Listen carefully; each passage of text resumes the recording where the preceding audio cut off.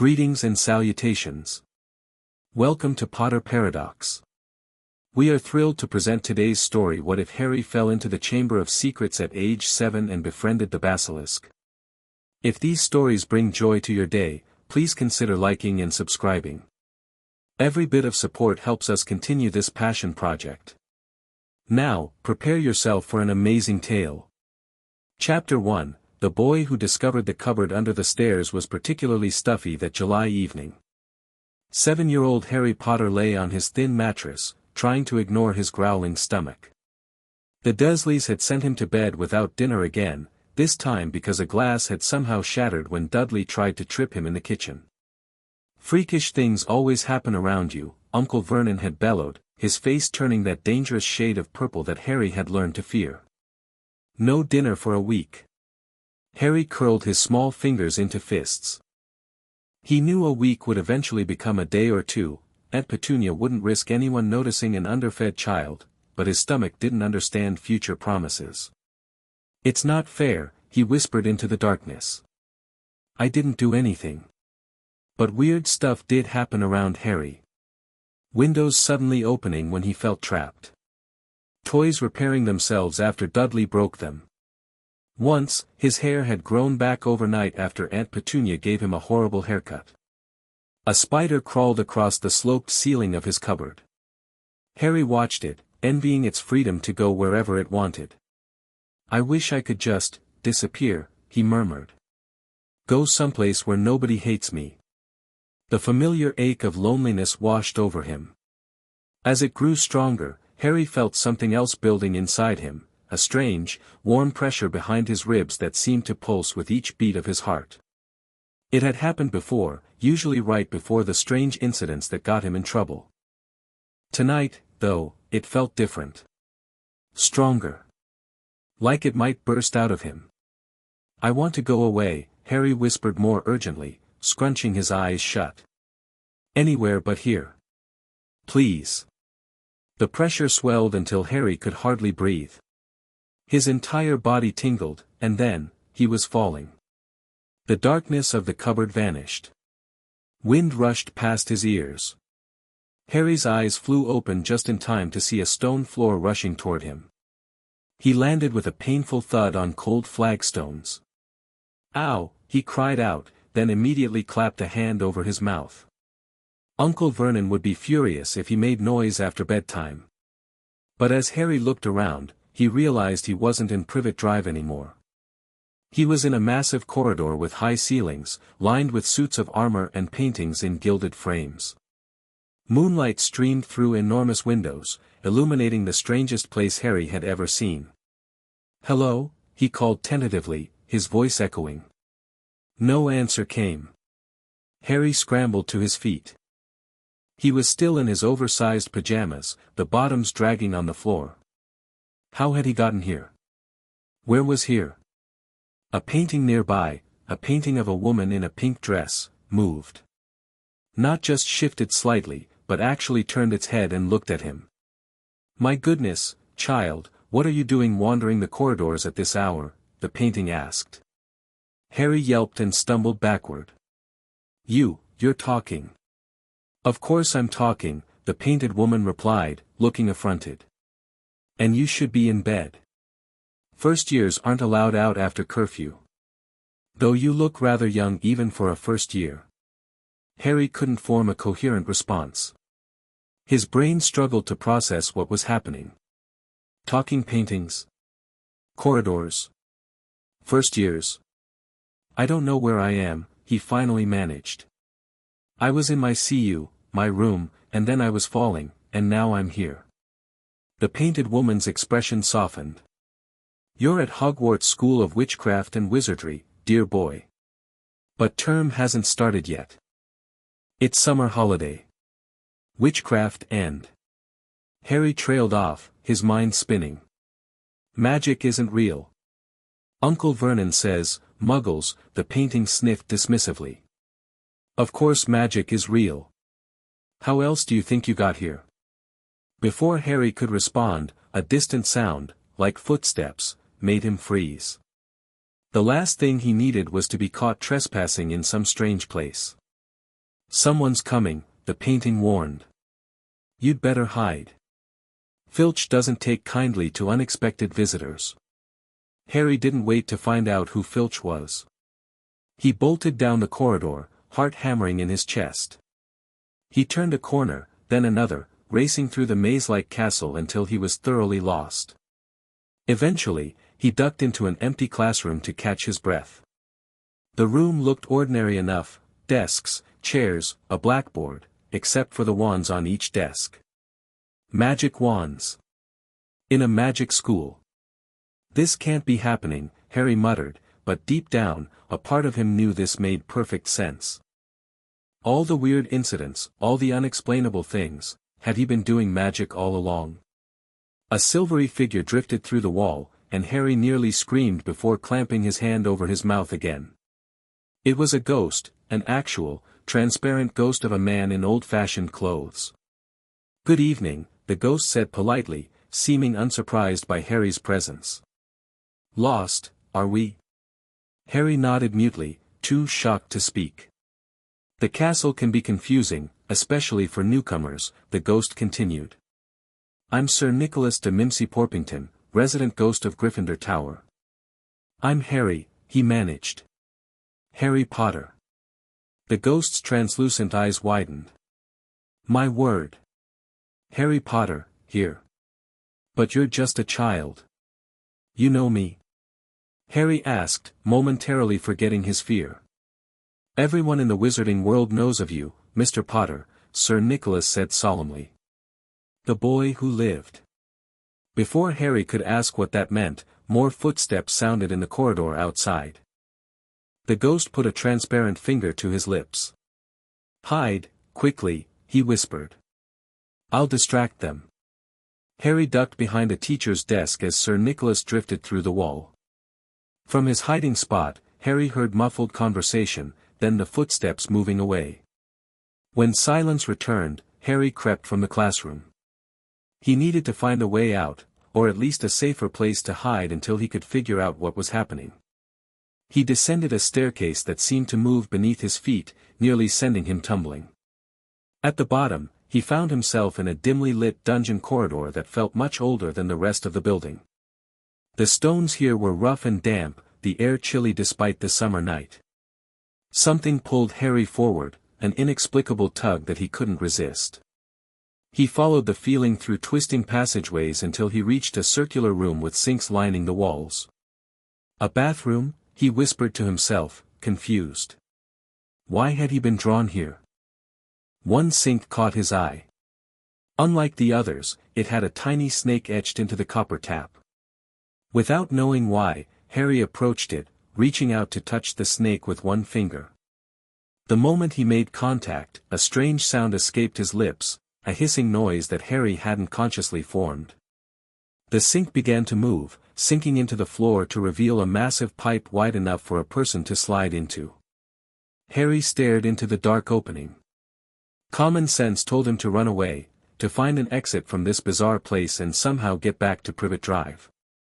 But the same pull that had led him here now urged him forward. "This is crazy," he muttered, but still found himself sitting at the edge of the pipe, legs dangling into darkness. Completely mental. Taking a deep breath, Harry pushed himself forward and slid into the abyss. The pipe twisted and turned, carrying him ever downward. It was like the most extreme slide he'd ever encountered, slick with moisture and plunging deep below the school. Just when Harry thought it might never end, he shot out into open air and landed on a damp stone floor covered with small animal bones. "Gross," Harry grimaced, brushing himself off as he stood. He was in a tunnel now, stretching away into darkness. The only light came from a faint, greenish glow emanating from somewhere ahead. Harry moved forward cautiously. Part of him screamed to go back, but another part, the same part that had always known he was different, pushed him onward. After several minutes of walking, the tunnel opened into a vast chamber. Towering stone pillars entwined with carved serpents rose to support a ceiling lost in darkness. The greenish light came from nowhere and everywhere, casting eerie shadows across the chamber floor. At the far end stood a monumental statue of a monkey-like face with a long, thin beard that fell almost to the bottom of the wizard's sweeping stone robes. "Whoa," Harry breathed, his voice echoing in the cavernous space. The chamber felt ancient and powerful. Harry approached the statue, drawn by some invisible force. At its base, he found an inscription in strange symbols that somehow, he could read, "Salazar Slytherin, greatest of the Hogwarts Four." A sudden sound made Harry whirl around, a dry, sliding noise like something massive moving across the stone floor. His heart leaped into his throat as an enormous shape emerged from behind a pillar. It was a snake. But not just any snake, this serpent was gigantic, at least 50 feet long and as thick as a tree trunk. Its scales gleamed emerald green in the strange light, and its head rose higher than Harry himself stood. Harry's instinct was to run, but his feet remained rooted to the spot. The massive snake lowered its head, yellow eyes closed, and flicked a forked tongue that could have wrapped around Harry's entire body. "A speaker," the snake hissed, the sound somehow forming words in Harry's mind. "After so long, a speaker comes." To his own amazement, Harry understood the creature. Even more astonishingly, when he opened his mouth to respond, the same hissing language emerged. "You can talk?" he asked in the snake language. The serpent's head tilted slightly. "You are young. Very young for a speaker." "What's a speaker?" Harry asked, his fear gradually receding. If the giant snake had wanted to hurt him, it could have done so already. "One who speaks the serpent tongue. Parseltongue." The snake lowered its head further, bringing it level with Harry's. Its eyes remained firmly shut. "What is your name, young speaker?" "Harry Potter," he answered. "What's yours?" The snake seemed to consider this. "I was called Sentinel by Salazar Slytherin. Others have named me Basilisk." "Why do you keep your eyes closed?" Harry asked, curiosity overcoming caution. "My gaze brings death to those who meet it," the basilisk replied simply. "I do not wish to kill a speaker." A shiver ran down Harry's spine. He was talking to a creature that could kill with a look. Yet instead of feeling terrified, Harry felt special. The snake, the basilisk, was being careful not to hurt him. "How did you find this chamber?" the basilisk asked. "It has been very long since anyone entered." "I don't know," Harry admitted. "I was in my cupboard, where I sleep, and I wished I could go somewhere else. Then I was falling, and I landed in a castle upstairs. Something led me here." "Magic," the basilisk said. "Your magic brought you to Hogwarts, and your blood led you here." "My blood? You must be of Slytherin's line to speak the tongue," the serpent explained. "Though you do not smell like the last speaker who came." "When was that?" Harry asked, sitting cross-legged on the stone floor. His initial fear had completely vanished now, replaced by fascination.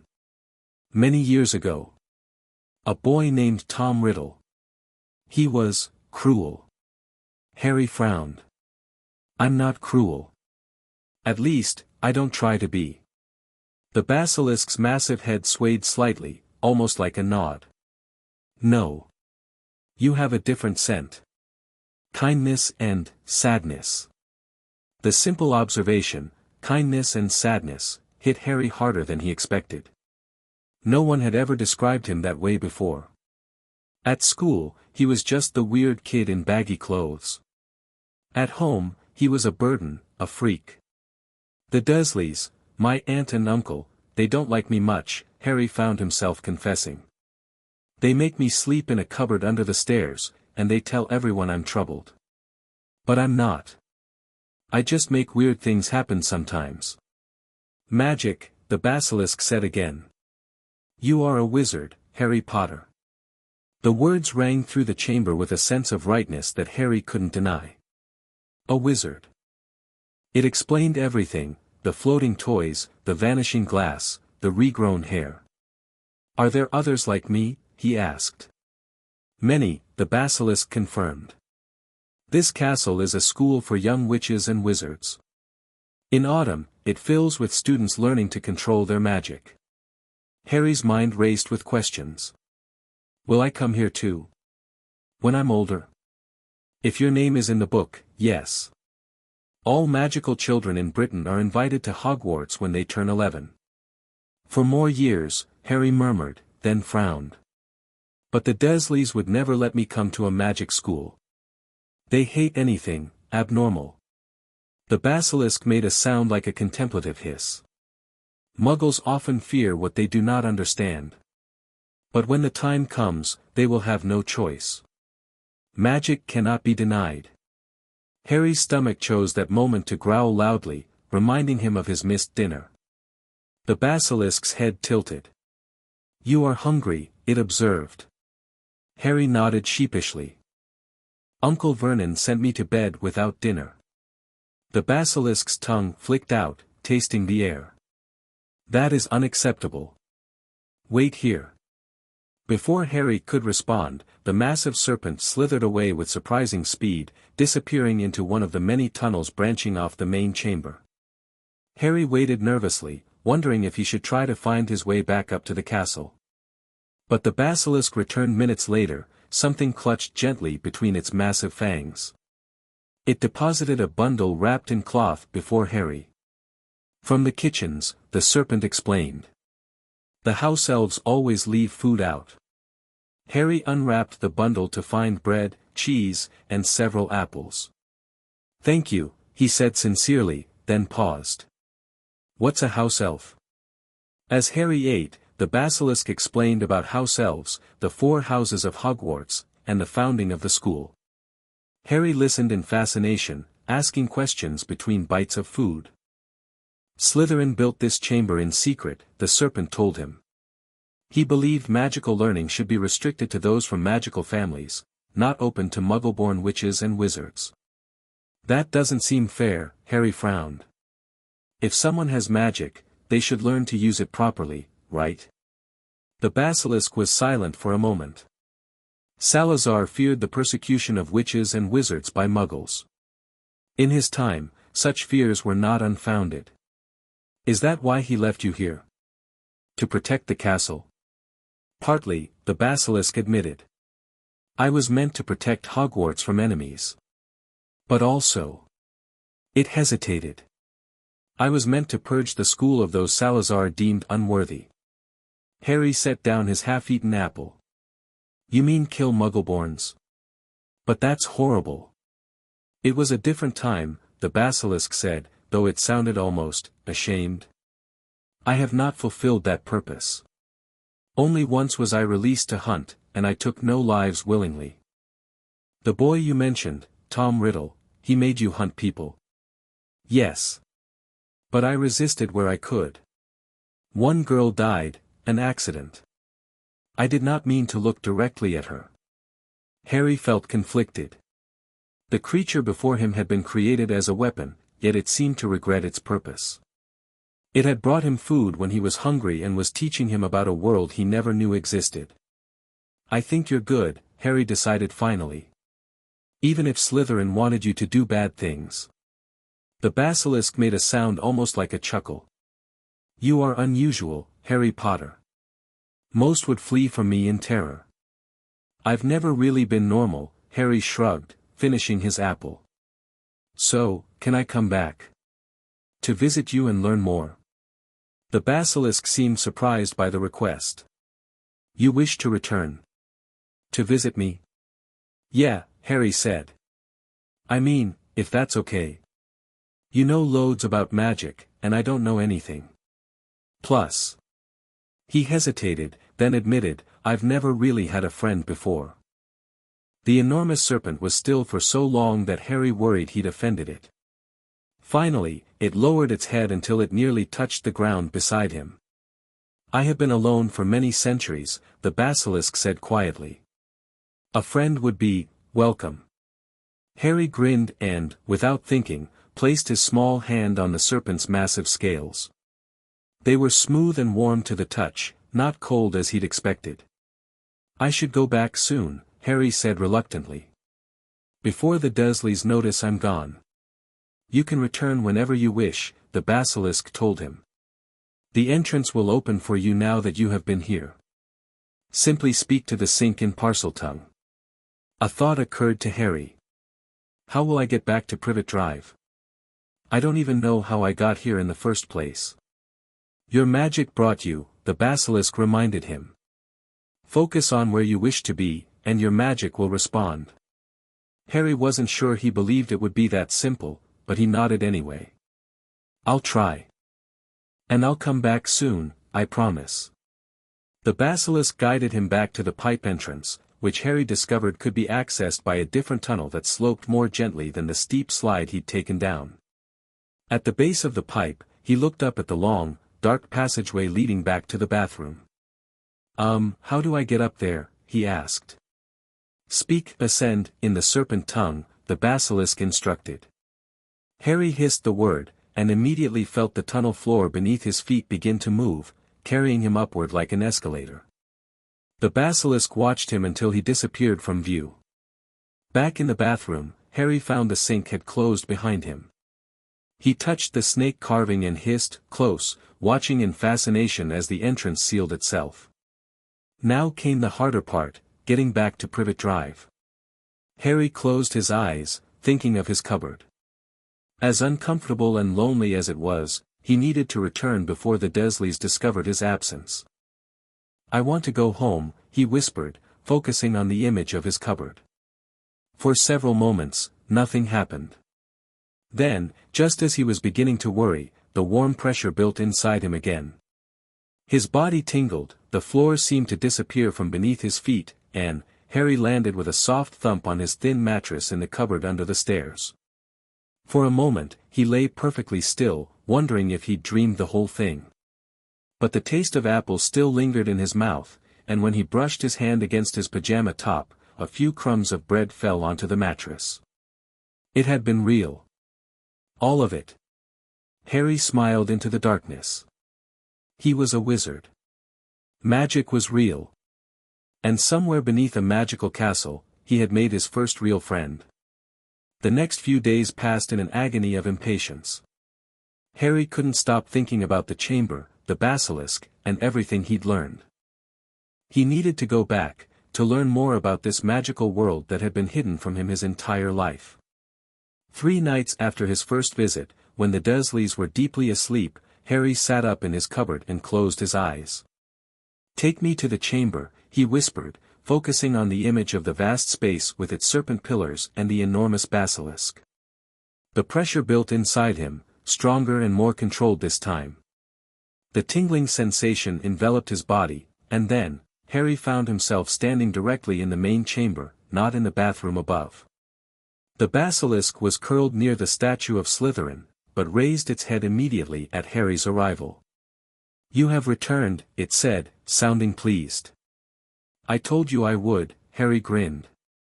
I've been thinking about everything you told me. Can you teach me more?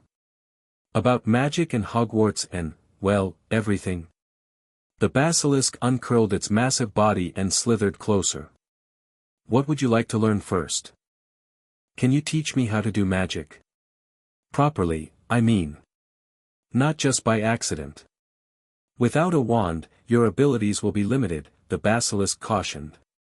But we can begin with the fundamentals. Magic flows from intention and will. The wand merely focuses it. Over the next several hours, the basilisk guided Harry through basic exercises, feeling his magic, directing it with purpose rather than emotion. By the end of the night, Harry had managed to deliberately light a small flame in his palm and extinguish it again. That was brilliant, he exclaimed, watching the flame dance across his fingers before disappearing. You have natural talent, the basilisk observed. Most young wizards cannot perform wandless magic with such control. Harry beamed at the praise. I'll practice every day, he promised. Carefully, the serpent warned. The Ministry monitors underage magic. Though they may attribute small workings to accidental magic, particularly at your age. The Ministry? The Ministry of Magic. They govern Wizarding Britain. This led to a long explanation of wizarding government, laws, and the statute of secrecy that kept magic hidden from muggles. Harry listened attentively, asking questions whenever something confused him. As dawn approached, Harry reluctantly prepared to return to Privet Drive. "I have something for you," the basilisk said before he left. It slithered to a far corner of the chamber and returned with a small, leather-bound book clutched gently between its fangs. "A Beginner's Guide to Magical Theory," the serpent explained as Harry took the book. "It was left here long ago by a student. It should help you understand the principles we've discussed." Harry ran his fingers reverently over the worn cover. "Thank you," he whispered. "I'll read every word." "Return when you can," the basilisk said. "And Harry, you should have a name for me. Basilisk is what I am, not who." Harry considered this seriously. "What would you like to be called?" The serpent seemed surprised by the question. "I do not know. No one has asked before." "Well, you're my friend and my teacher," Harry said thoughtfully. "And you're protecting knowledge down here." He brightened as an idea struck him. "How about sage? It means a wise teacher." "Sage," the basilisk repeated, testing the name. "Yes. I like this name." Harry grinned. "Sage it is, then." He tucked the book into the waistband of his pajamas. "I should go. See you soon, Sage. Until then, young friend." Harry focused on his cupboard, and in moments, he was back at Privet Drive, clutching his new treasure. He hid the book beneath a loose floorboard under his mattress and lay down, his mind racing with everything he'd learned. He was a wizard with a secret friend and a hidden magical education. For the first time in his life, Harry Potter fell asleep feeling powerful. Over the weeks that followed, Harry established a routine. During the day, he completed his chores at the Dursleys and avoided Dudley's gang. At night, 2 or 3 times a week, he transported himself to the Chamber of Secrets to learn from Sage. The ancient basilisk proved to be an extraordinary teacher. While unable to demonstrate magic itself, Sage possessed centuries of knowledge about magical theory, history, and practice. Under the serpent's guidance, Harry made rapid progress in wandless magic, learning to levitate small objects, create light, and even perform simple transformations. "Focus your intention," Sage instructed as Harry concentrated on turning a small rock into a button. "The shape exists already within the stone. You are merely revealing it." Harry narrowed his eyes, picturing the transformation in his mind and pushing his magic into the rock. Slowly, the stone flattened and developed holes, transforming into a crude but recognizable button. "I did it!" Harry exclaimed, picking up the button triumphantly. "Well done," Sage hissed approvingly. "Your control improves each day." Beyond practical magic, Sage taught Harry about wizarding history and culture. He learned about the founding of Hogwarts, the development of the Ministry of Magic, and the major events that had shaped wizarding society. Sage's perspective offered insights few history books contained. The basilisk had witnessed centuries of change from its hidden chamber. One night in late August, as Harry practiced transfiguring a series of objects, Sage brought up a subject they had not yet discussed in detail. "You should know about your own history, Harry Potter," the basilisk said. Harry looked up from the matchstick he was trying to turn into a needle. "What do you mean?" "When we first met, I called you the boy who lived. Do you know why?" Harry shook his head. "Sir Nicholas, the ghost, called me that too." Sage settled its massive coils more comfortably. "There was a dark wizard who rose to power before you were born. His name was Lord Voldemort." "Voldemort?" Harry repeated, testing the strange name. "His followers call him, the Dark Lord. Others refuse to speak his name at all, referring to him only as you-know-who or he who must not be named." "That's silly," Harry frowned. "Why be afraid of a name?" "Fear is rarely rational," Sage observed. "But in this case, it is not entirely unfounded. Voldemort was the most powerful dark wizard in centuries. He and his followers, Death Eaters, they were called, killed many witches and wizards who opposed them. Harry had a sinking feeling about where this story was headed. My parents? Yes, Sage confirmed gently. James and Lily Potter fought against Voldemort. On Halloween night in 1981, he came to your home in Godric's Hollow. He killed your parents, and then he attempted to kill you. Harry's throat tightened. But I'm alive. That is why you are called the boy who lived, Sage explained. For reasons no one fully understands, the killing curse, a spell that no one had ever survived, rebounded when Voldemort cast it at you. It struck him instead, destroying his body and ending his reign of terror. Harry raised his hand unconsciously to the lightning-shaped scar on his forehead. This is from that night? Yes. It is a curse scar, the mark left when powerful dark magic touches but does not consume. Harry sat in stunned silence, trying to process this information. All his life, the Dursleys had told him his parents died in a car crash, that his father had been driving drunk. To learn they had actually died protecting him from a dark wizard. So I'm famous, he finally asked, remembering Sir Nicholas's reaction. Very, Sage confirmed. You are a symbol of hope to many in the wizarding world. The infant who somehow defeated the darkest wizard of the age. Harry felt overwhelmed. He was just Harry, small, skinny, unwanted by his relatives. The idea that an entire society viewed him as some kind of hero was incomprehensible. Is Voldemort really gone? He asked. Sage was silent for a long moment. I do not believe so, the basilisk finally admitted. His body was destroyed, but dark magic can bind the soul to this world in ways most wizards do not understand. I sense he exists still, in some diminished form. A chill ran down Harry's spine. Could he come back?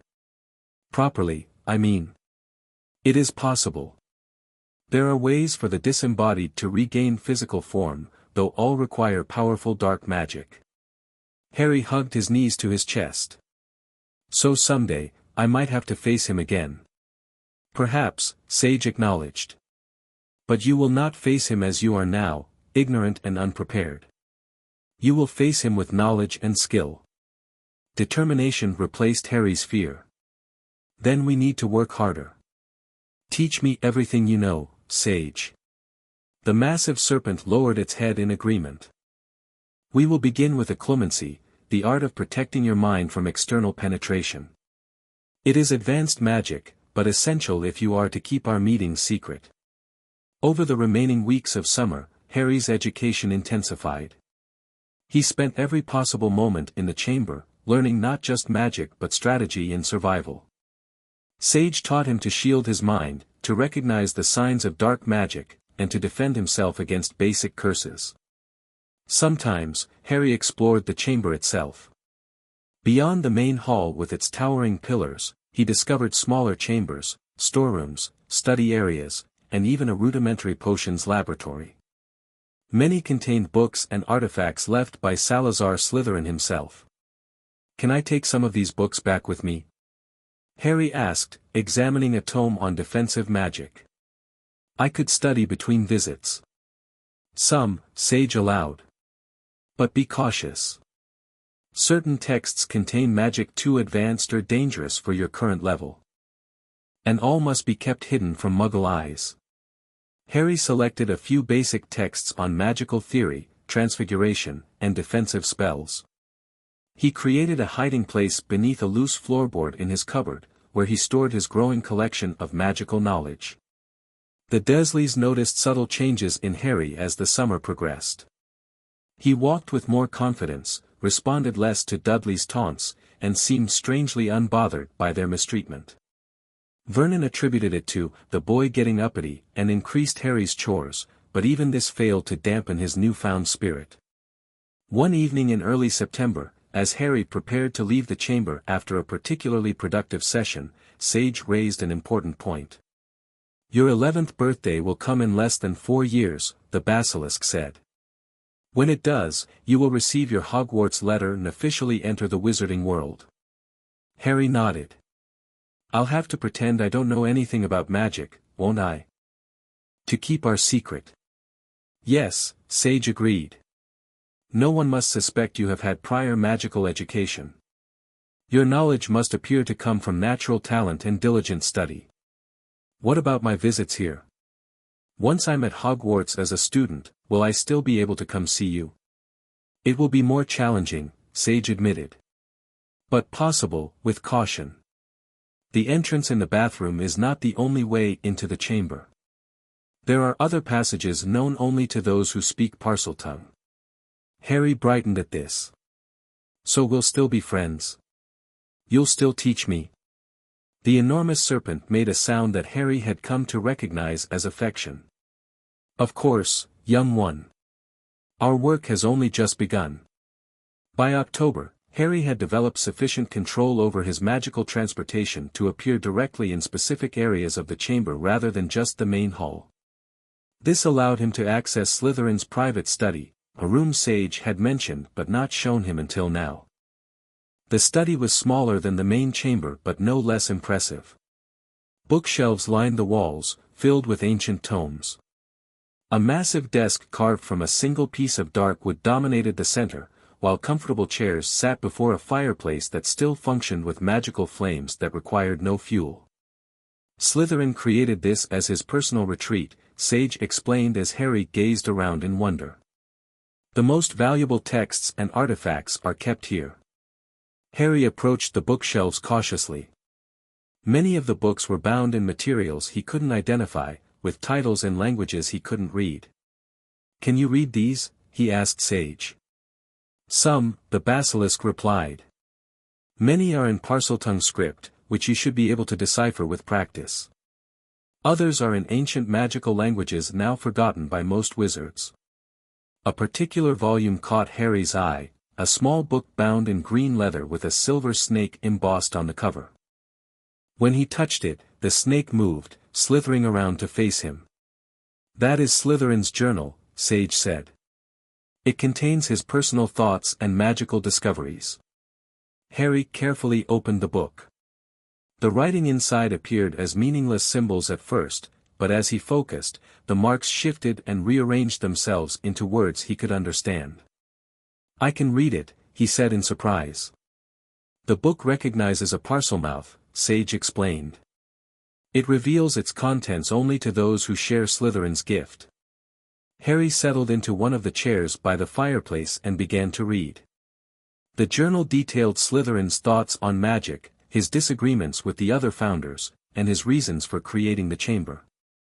Some entries made Harry uncomfortable. Slytherin's views on Muggleborns were clearly prejudiced, but others contained fascinating insights into magical theory. He wasn't all bad, was he? Harry asked, looking up from the journal. I mean, he was wrong about Muggleborns, but he was brilliant too. Few people are entirely good or evil, Sage observed. Salazar Slytherin was a complex man, visionary in some ways, short-sighted in others. This complexity was something Harry had never considered before. Uncle Vernon portrayed the world in stark black and white, normal people were good, freakish people were bad. The idea that someone could be both brilliant and flawed, both right and wrong, opened new dimensions in Harry's thinking.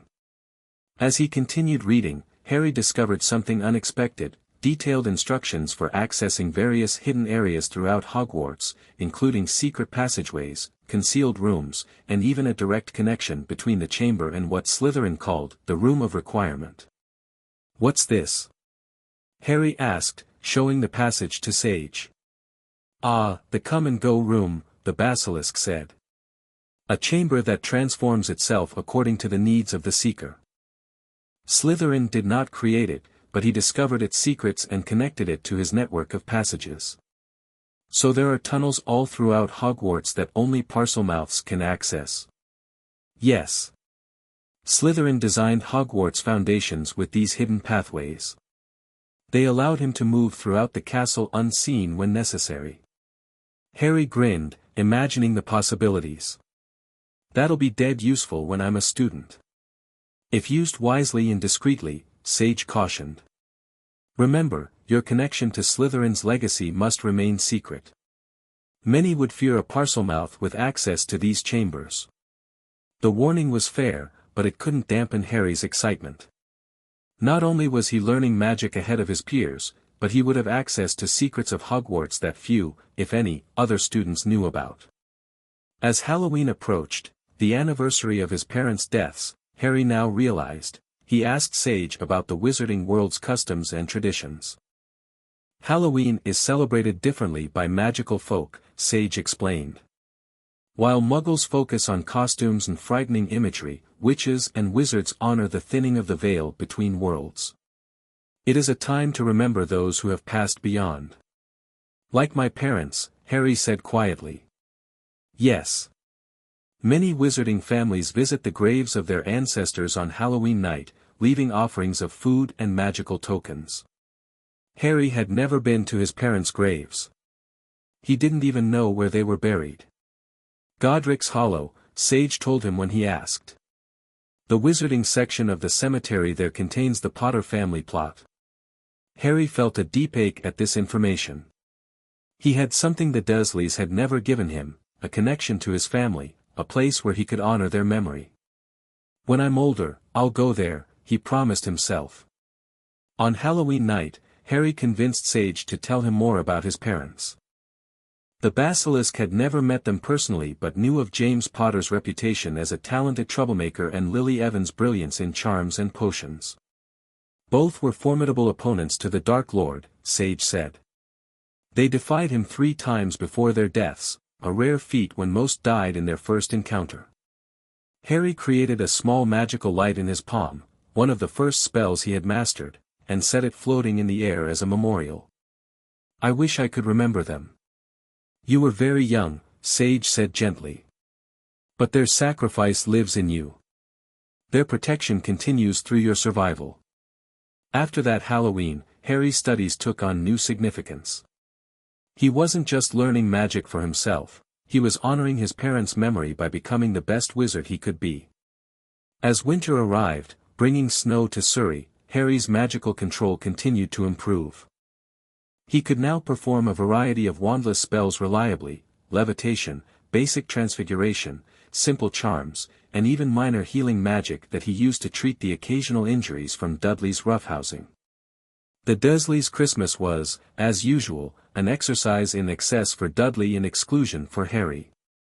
But for the first time, Harry didn't mind. He had his own secret celebration planned. On Christmas Eve, after the Dursleys were asleep, Harry transported himself to the chamber. There, he found Sage he approached the package hesitantly, almost afraid it might disappear if he touched it. Open it, Sage encouraged. Inside the wrapping, Harry found a silver pendant in the shape of a serpent, its eyes tiny emeralds that caught the light. It is an amulet of protection, Sage explained. Slytherin crafted several for his most trusted allies. This one has remained here for centuries, waiting for a worthy wearer. Harry slipped the chain over his head, feeling the pendant warm against his skin. It's brilliant, he whispered. Thank you, Sage. There is more to it than mere ornament, the Basilisk continued. The pendant will warm when danger is near and cool when you approach magical passages hidden by Parseltongue enchantments. It also contains basic protective charms against minor hexes and curses. Harry hadn't thought to bring a gift for Sage, and he felt ashamed of his oversight. But the Basilisk assured him that his friendship was gift enough after centuries of solitude. I have something else to show you tonight, Sage said, leading Harry to a section of the chamber they had not yet explored. Behind an ornate door carved with intertwining serpents, Harry discovered a room that took his breath away. Unlike the austere stone of the main chamber, this space was filled with natural beauty, a garden of magical plants thriving without sunlight, centered around a clear pool fed by an underground spring. The Heart of Slytherin, Sage named it. Few know that Salazar was as gifted with growing things as he was with serpent magic. This garden contains specimens now extinct in the outside world. Harry moved among the plants in wonder. Flowers that glowed with inner light, herbs with leaves that changed color at his touch, even small trees bearing fruit that sparkled like jewels. The waters of the spring are imbued with healing properties, Sage told him. More potent than many modern potions. Harry knelt beside the pool, watching the clear water ripple with its own subtle magic. On impulse, he dipped his fingers into the spring and brought a few drops to his lips. The water tasted of sweetness and power, sending a surge of warmth through his entire body. "I feel stronger," he said in surprise. "The spring reinforces one's natural magic," Sage explained. "A single taste grants temporary enhancement. Regular consumption over time can permanently strengthen magical ability." Harry's eyes widened. "Really? He stopped, suddenly uncertain. "Is that dark magic?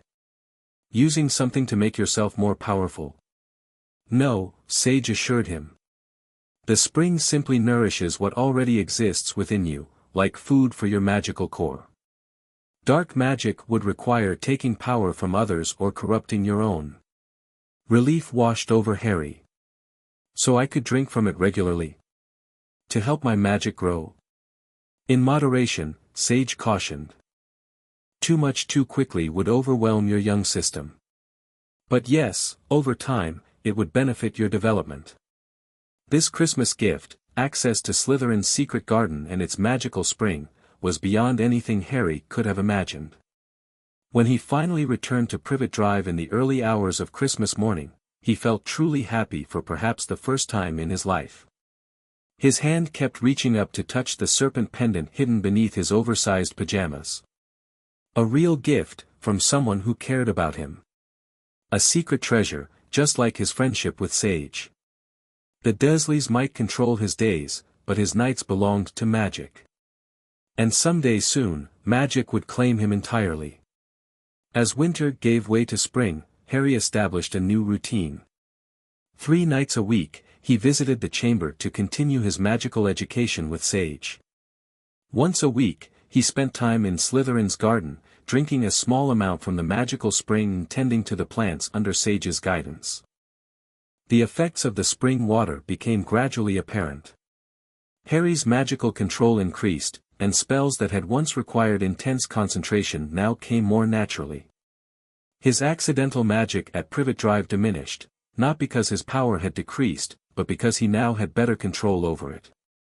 One unexpected side effect, his eyesight began to improve.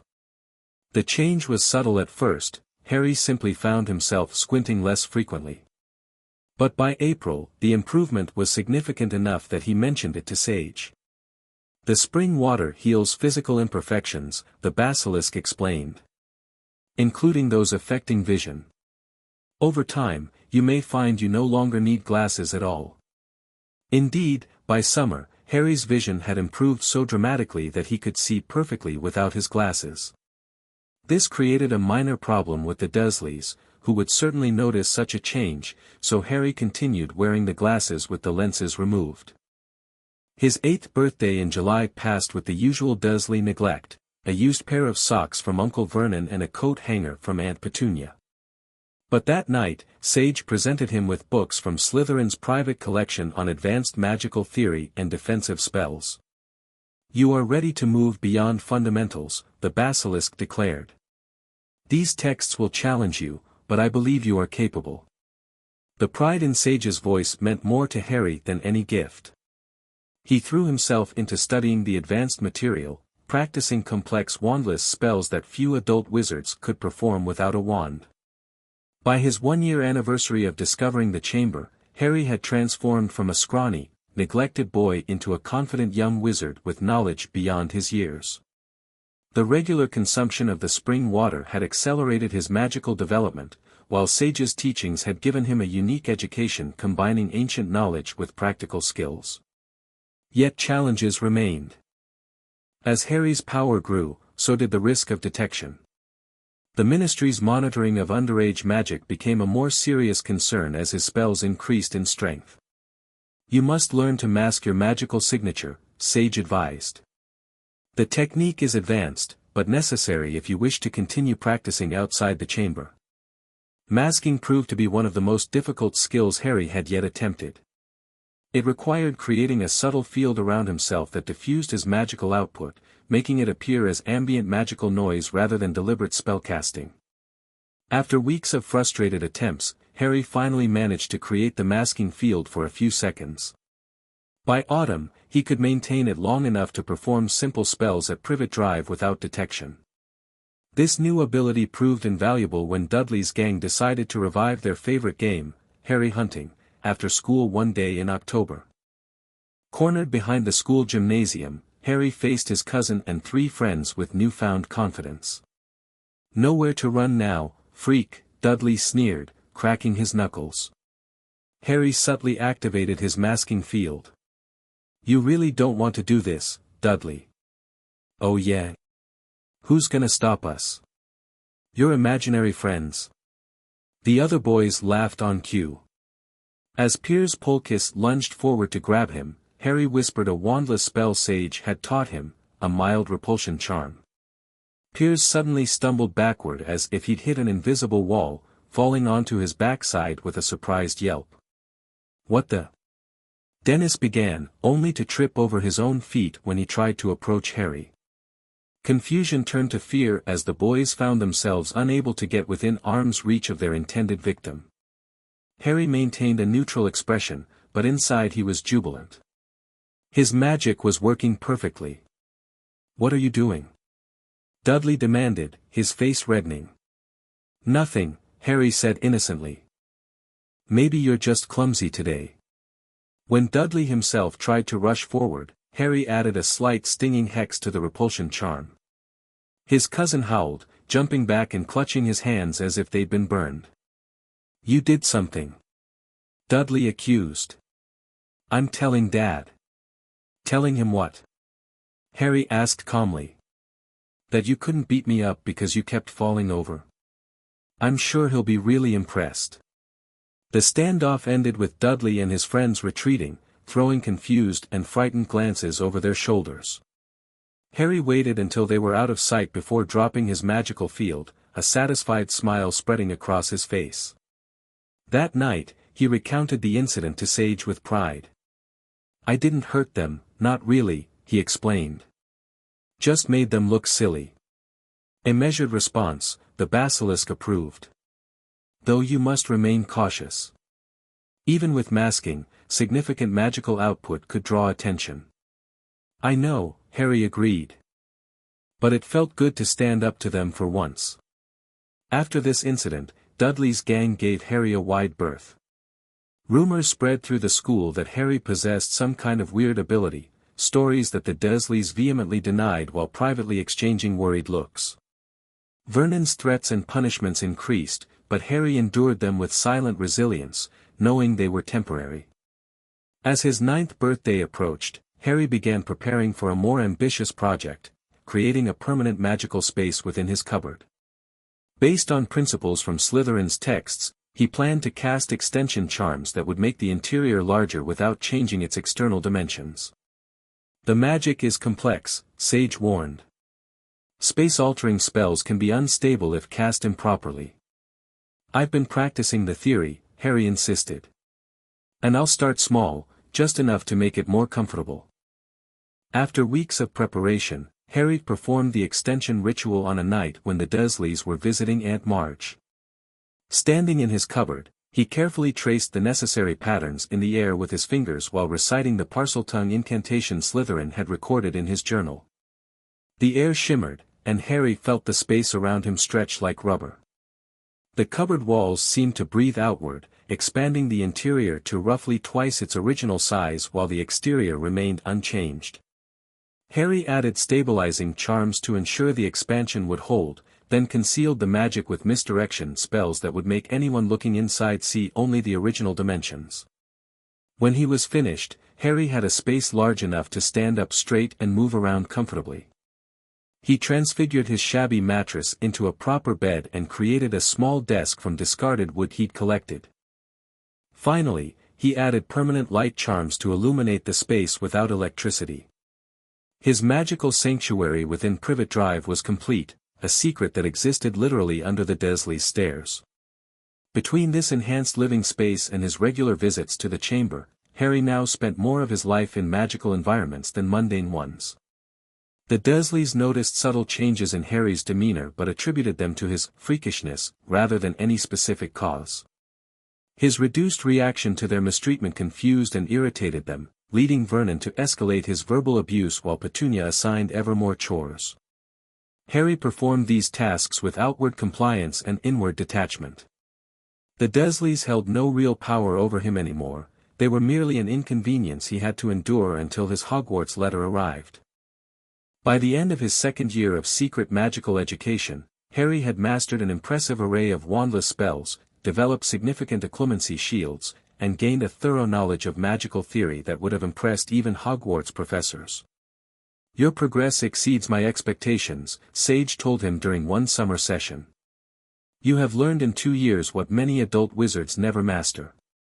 Harry beamed at the praise. "It's all thanks to you, Sage.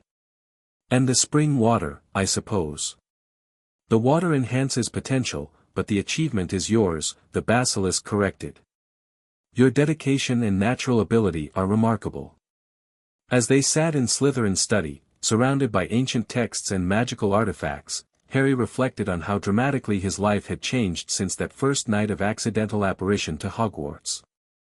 "Sage," he said suddenly, "what will happen when I get my Hogwarts letter? Will the Dursleys even let me go?"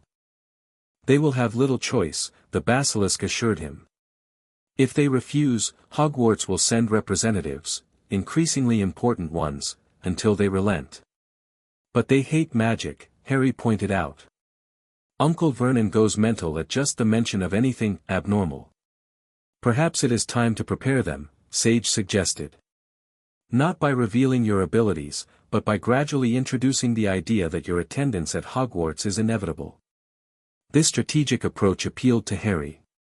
Over the following months, he carefully planted seeds, casual mentions of dreams about a magical school, pointed questions about his parents' education, even accidentally leaving a drawing of a castle labeled Hogwarts, where Petunia would find it. The reactions were predictably explosive, but Harry noticed something interesting. Beneath the anger was fear. The Dursleys weren't just disgusted by magic, they were terrified of it, and by extension, terrified of what Harry might become. This realization gave Harry a new perspective. The Dursleys' mistreatment wasn't just cruelty for its own sake, it was an attempt to suppress what they feared. Understanding this didn't excuse their behavior, but it helped Harry see them as pathetic rather than powerful. By his 10th birthday, his last before Hogwarts, Harry had developed a comprehensive plan for his transition to the wizarding world. He would maintain the facade of ignorance when his letter arrived, feigning surprise at the revelation of magic. Once at Hogwarts, he would present himself as talented but not suspiciously knowledgeable, allowing his abilities to emerge gradually rather than all at once. A wise approach, Sage approved. Draw attention for talent rather than anomaly. On the evening of July 31, 1990, Harry's 10th birthday, he celebrated in the chamber with Sage. The basilisk had arranged a special gift, access to a hidden vault containing personal items Salazar Slytherin had left for his descendants. "I am not Slytherin's descendant," Harry protested when Sage revealed this. "Perhaps not by direct bloodline," the basilisk conceded.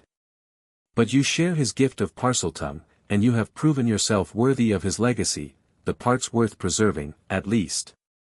The vault contained several extraordinary items, a set of enchanted daggers that would return to their owner when thrown, a cloak woven with protective charms that adjusted to the wearer's size, and most impressively, a ring set with a black stone etched with a strange symbol. "The stone is very old," Sage explained. "Older than Slytherin himself. He acquired it during his travels and discovered its unique properties." "What does it do?" Harry asked, examining the ring carefully. "It strengthens the connection between the living and the dead," the basilisk said.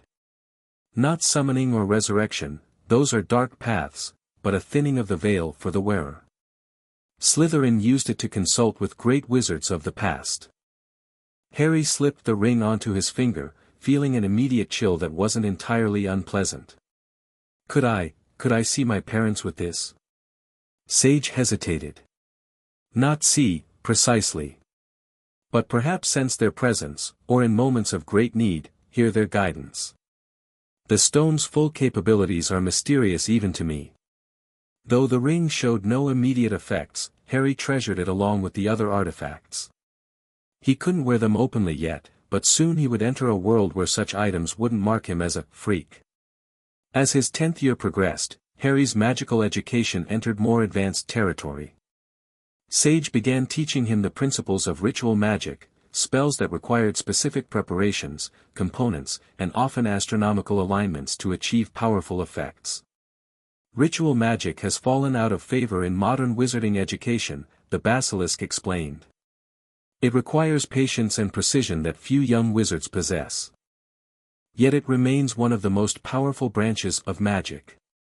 Under Sage's guidance, Harry performed his first ritual on the winter solstice, a relatively simple working designed to enhance his connection to elemental magic. Standing in a circle of runes he had carefully drawn in the chamber, Harry channeled his magic through specific gestures while reciting an incantation in Parseltongue. The ritual culminated with 4 candles, representing earth, air, fire, and water, igniting simultaneously without physical contact. Harry felt the elements respond to his call, swirling around him in a tangible display of magical affinity. Excellent control, Sage commented as the ritual concluded. You maintain the energy flow even during the complex passages. Harry grinned, exhilarated by the experience. It's different from regular spellcasting, more connected, somehow. Precisely, the Basilisk agreed. Ritual magic works with the fundamental currents of magical energy rather than imposing will upon them. It is cooperation rather than command. This philosophy resonated with Harry, who had always disliked his uncle's authoritarian approach to life. Magic, he was learning, responded better to respect than to domination, a lesson he suspected many wizards never. Your parents would have left you well provided for, Sage assured him. The Potters were an old and wealthy family. Your vault key should be given to you by whoever escorts you to Diagon Alley. This led to discussions about wizarding currency, banking practices, and the complex relationship between the Goblin Nation and wizarding society. Sage's centuries of observation provided insights few textbooks contained, helping Harry understand the nuanced politics he would soon encounter. As the end of his primary school education approached, Harry faced an unexpected challenge: his improved academic performance. Years of deliberately underperforming to avoid outshining Dudley had become habit, but with his enhanced memory and understanding from magical study, maintaining this facade became increasingly difficult. His final report card showed marks significantly higher than previous years, though still not reflective of his true abilities. This improvement earned him a blistering lecture from Uncle Vernon about "showing up, Dudley," followed by 2 days confined to his cupboard. Harry used this time to refine his occlumency shields and practice subtle detection spells that would alert him to magical presences, skills that would prove useful at Hogwarts. On the last day of primary school, as Harry walked home alone, Dudley having gone ahead with his friends, he sensed a magical presence watching him. Activating his detection spell without obvious movement, he identified a concealment charm several yards behind him. Someone magical was following him, hidden from ordinary sight. Without changing pace or giving any indication that he'd noticed, Harry continued walking while extending his magical awareness. The presence felt neither threatening nor particularly powerful, an observer rather than an attacker. That night, he reported this incident to Sage. Likely ministry monitoring, the Basilisk concluded after hearing the details. As your 11th birthday approaches, they will be preparing for your reintroduction to the wizarding world. They may be assessing your living situation or tracking magical activity in your vicinity. Should I be worried? Harry asked. Not if you maintain your masking field, Sage advised. Continue to present yourself as an ordinary child with occasional bursts of accidental magic, nothing that would suggest systematic magical education. As July approached, Harry sensed increasing magical activity around Privet Drive, more concealed observers, brief magical pulses that felt like detection spells, and once, the distinctive crack of apparition in the night. The wizarding world was preparing for Harry Potter's return, unaware that he had never truly left it.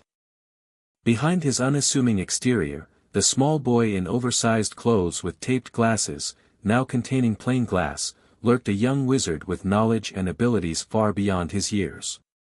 On the evening of July 30th, 1991, Harry visited the chamber for what might. Before departing, Harry drank from the magical spring one final time before his official entry into the wizarding world. The familiar warmth spread through him, strengthening his magical core and sharpening his senses. "Tomorrow begins your public journey," Sage said as Harry prepared to transport himself back to Privet Drive. "But remember that your true path began 4 years ago, when a lonely boy and an ancient serpent became unlikely friends." Harry smiled, touching the serpent pendant that hadn't left his neck since that first Christmas. "The best friendship I could have ever hoped for." With a final farewell, Harry focused his magic and vanished from the chamber, reappearing in his magically expanded cupboard at Privet Drive. Tomorrow would bring his Hogwarts letter and the official beginning of his magical education. But in truth, Harry Potter was already a wizard unlike any Hogwarts had seen before, shaped by ancient knowledge, strengthened by magical waters, and guided by the most unlikely teacher imaginable. The boy who lived had become something more, the boy who discovered. Chapter 2, Secrets and Shadows. Harry woke up the morning after his 10th birthday feeling different.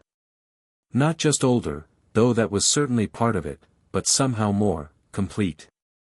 Like a piece of him that had been missing his whole life had finally clicked into place. "Boy! Get down here and start breakfast." Uncle Vernon's voice bellowed up the stairs. Harry grinned to himself as he opened a hidden compartment beneath his expanded cupboard floor. Inside lay the treasures from Slytherin's vault, the enchanted daggers, the protective cloak, and most precious of all, the ring with its strange black stone. He slipped the ring onto his finger for just a moment, feeling that peculiar chill run through him before reluctantly removing it and hiding it away again. "Soon," he whispered to himself. "Less than a year now." As Harry prepared the Dursleys' breakfast with practiced efficiency, his mind was miles away, deep beneath Hogwarts in the Chamber of Secrets. After 3 years of secret education with Sage, his magical abilities had progressed far beyond what anyone would expect from a 10-year-old wizard. Wandless magic that had once been a tremendous effort now came as naturally as breathing. His understanding of magical theory rivaled that of many adult wizards. And yet, nobody knew. Not the Dursleys, not the teachers at his primary school, not even the wizarding world that apparently considered him some kind of celebrity. Just the way he wanted it. "What are you smirking about?" Aunt Petunia snapped, narrowing her eyes as she entered the kitchen. "Nothing, Aunt Petunia," Harry replied, schooling his expression into neutral blankness. "Just thinking about a book I read." She sniffed disapprovingly but said nothing more. The Dursleys had learned to mostly ignore him as long as he did his chores and stayed out of their way, an arrangement that suited Harry perfectly. That night, after the house had gone quiet, Harry focused his magic and transported himself directly to Slytherin's study within the Chamber of Secrets.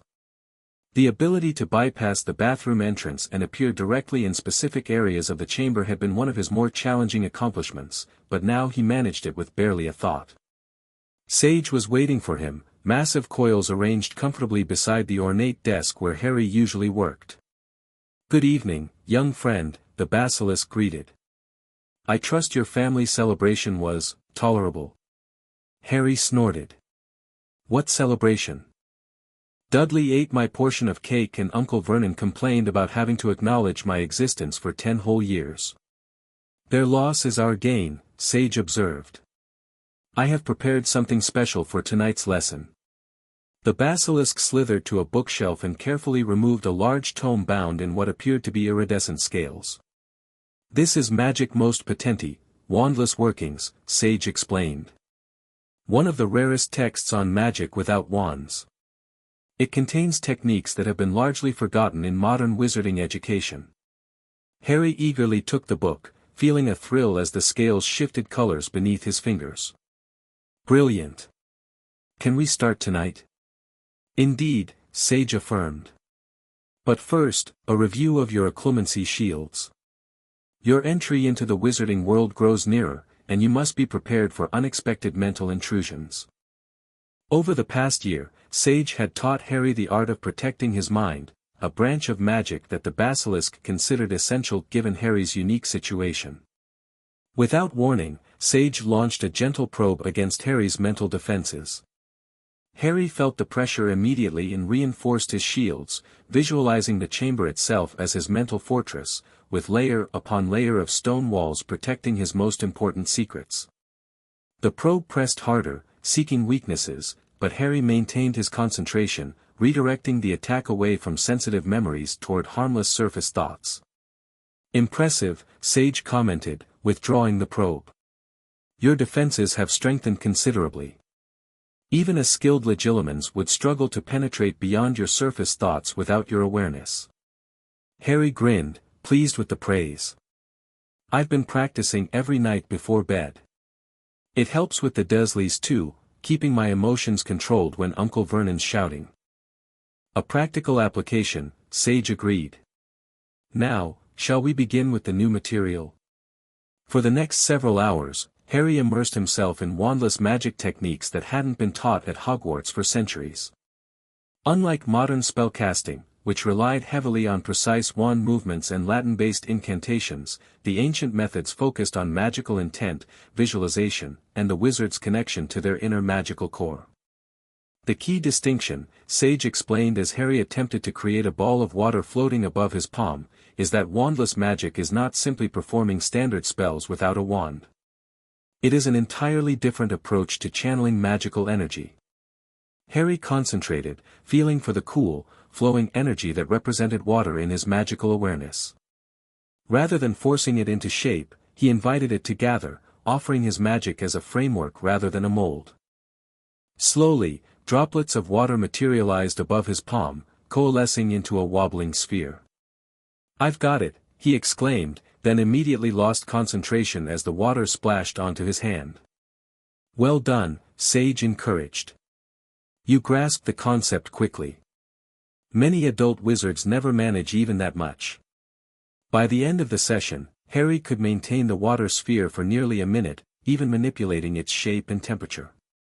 It was exhausting work, drawing deeply on his magical reserves, but the spring water he had been consuming regularly for years had expanded those reserves far beyond normal levels for his age. As dawn approached, Harry reluctantly prepared to return to Privet Drive. "Same time tomorrow?" he asked, gathering the book Sage had selected for him to study. "Actually," the basilisk said, "I believe it is time for you to explore more of the castle.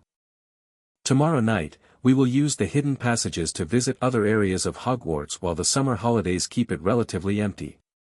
Harry's eyes widened with excitement. Though he had occasionally ventured into the main castle during his visits, he had always been cautious, sticking to the dungeons and less frequented areas. The idea of properly exploring Hogwarts, his future school, sent a thrill through him. "That would be amazing," he agreed eagerly. "Will you come too?" "I cannot move freely through most of the castle," Sage reminded him gently. "My size and lethal gaze make that impractical. But I can guide you through the Parseltongue passages and communicate through them." The next night, Harry arrived at the chamber wearing the protective cloak from Slytherin's vault. The garment had adjusted perfectly to his size, as Sage had promised, and contained enchantments that helped conceal the wearer from detection, not true invisibility, but a subtle, "don't notice me" effect that would help him avoid unwanted attention. "We begin in the dungeons," Sage directed, leading Harry to a section of wall inscribed with a tiny serpent symbol nearly invisible unless you knew to look for it. Harry placed his hand on the mark and hissed, "Open in the name of Slytherin." The wall shimmered and revealed a narrow passageway lit by a soft, greenish glow.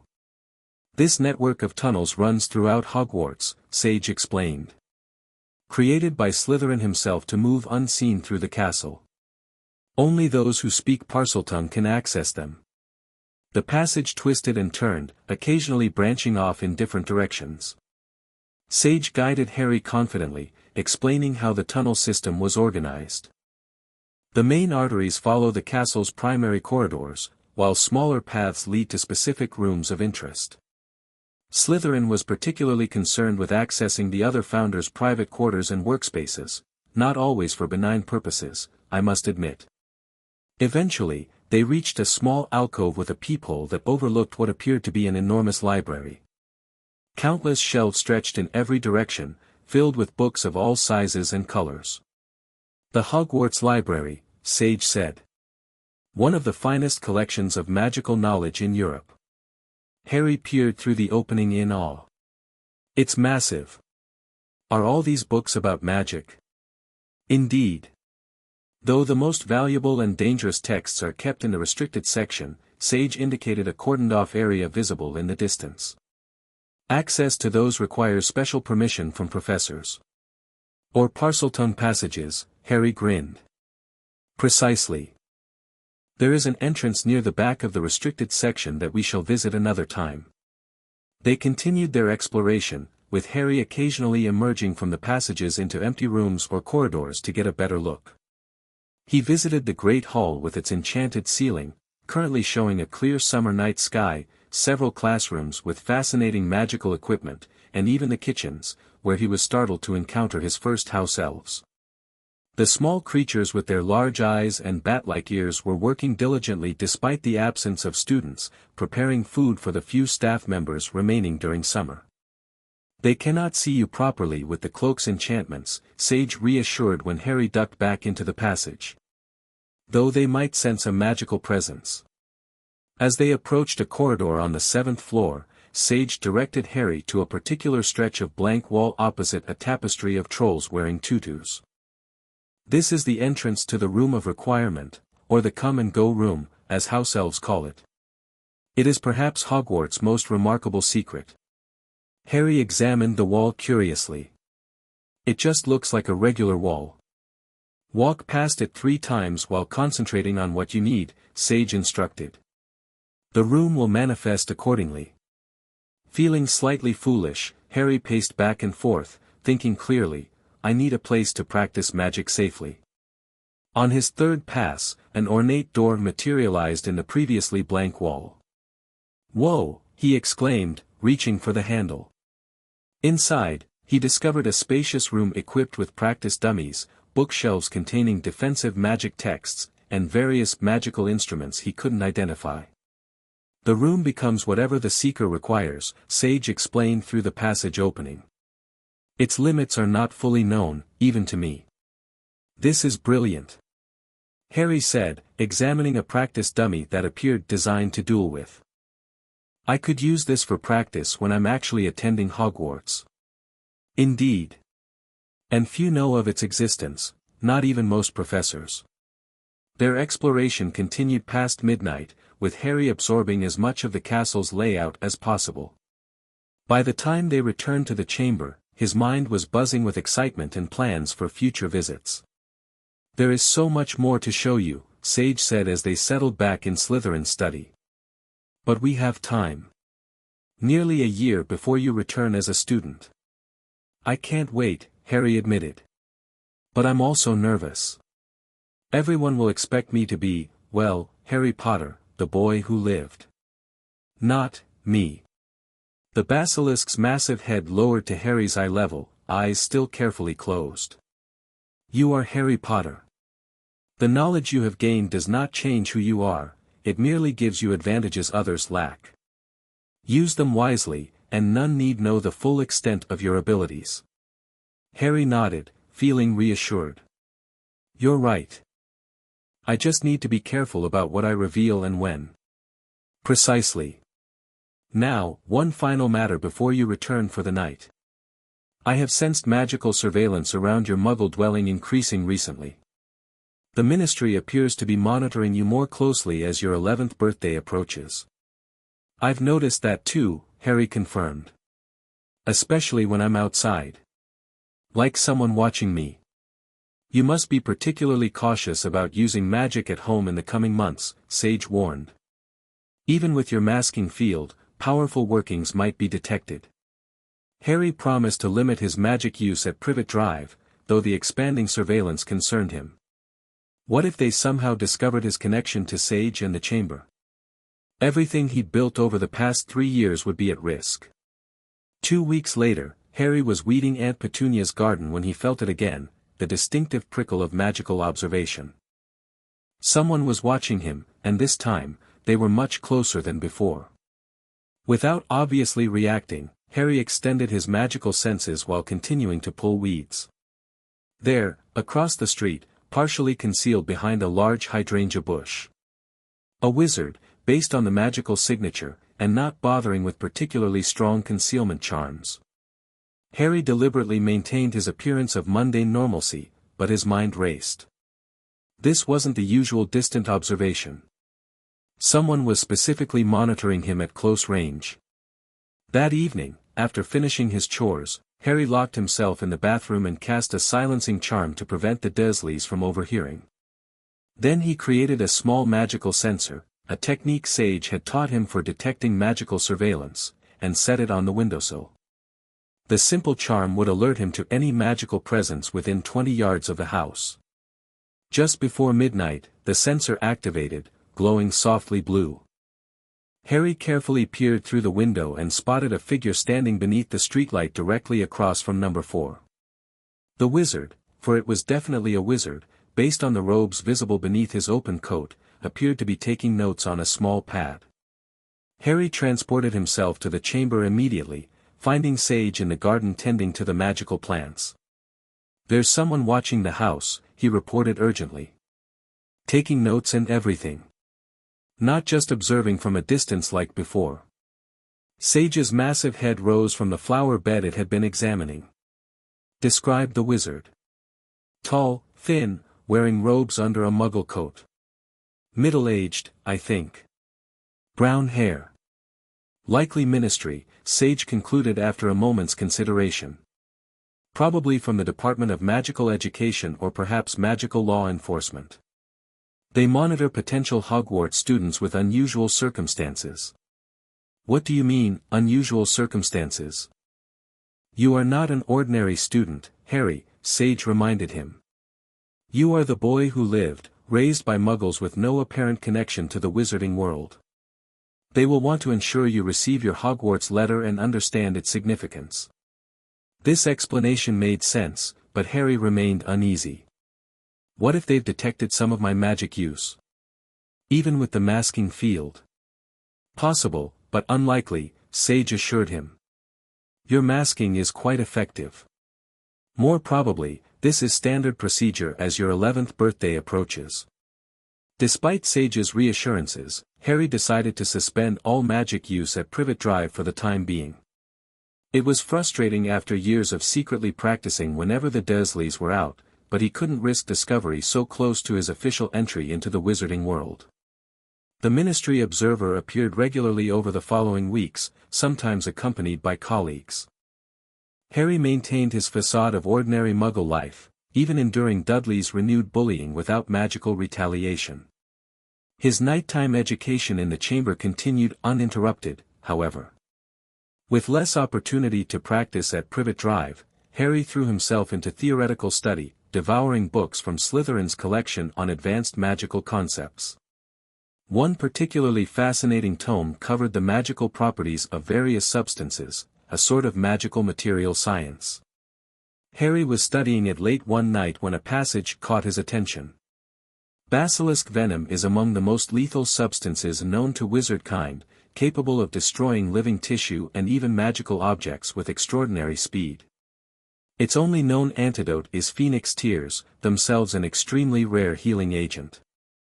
Less commonly known are the restorative properties of carefully diluted basilisk venom for certain magical ailments, though few healers risk its use due to the extreme danger of improper preparation.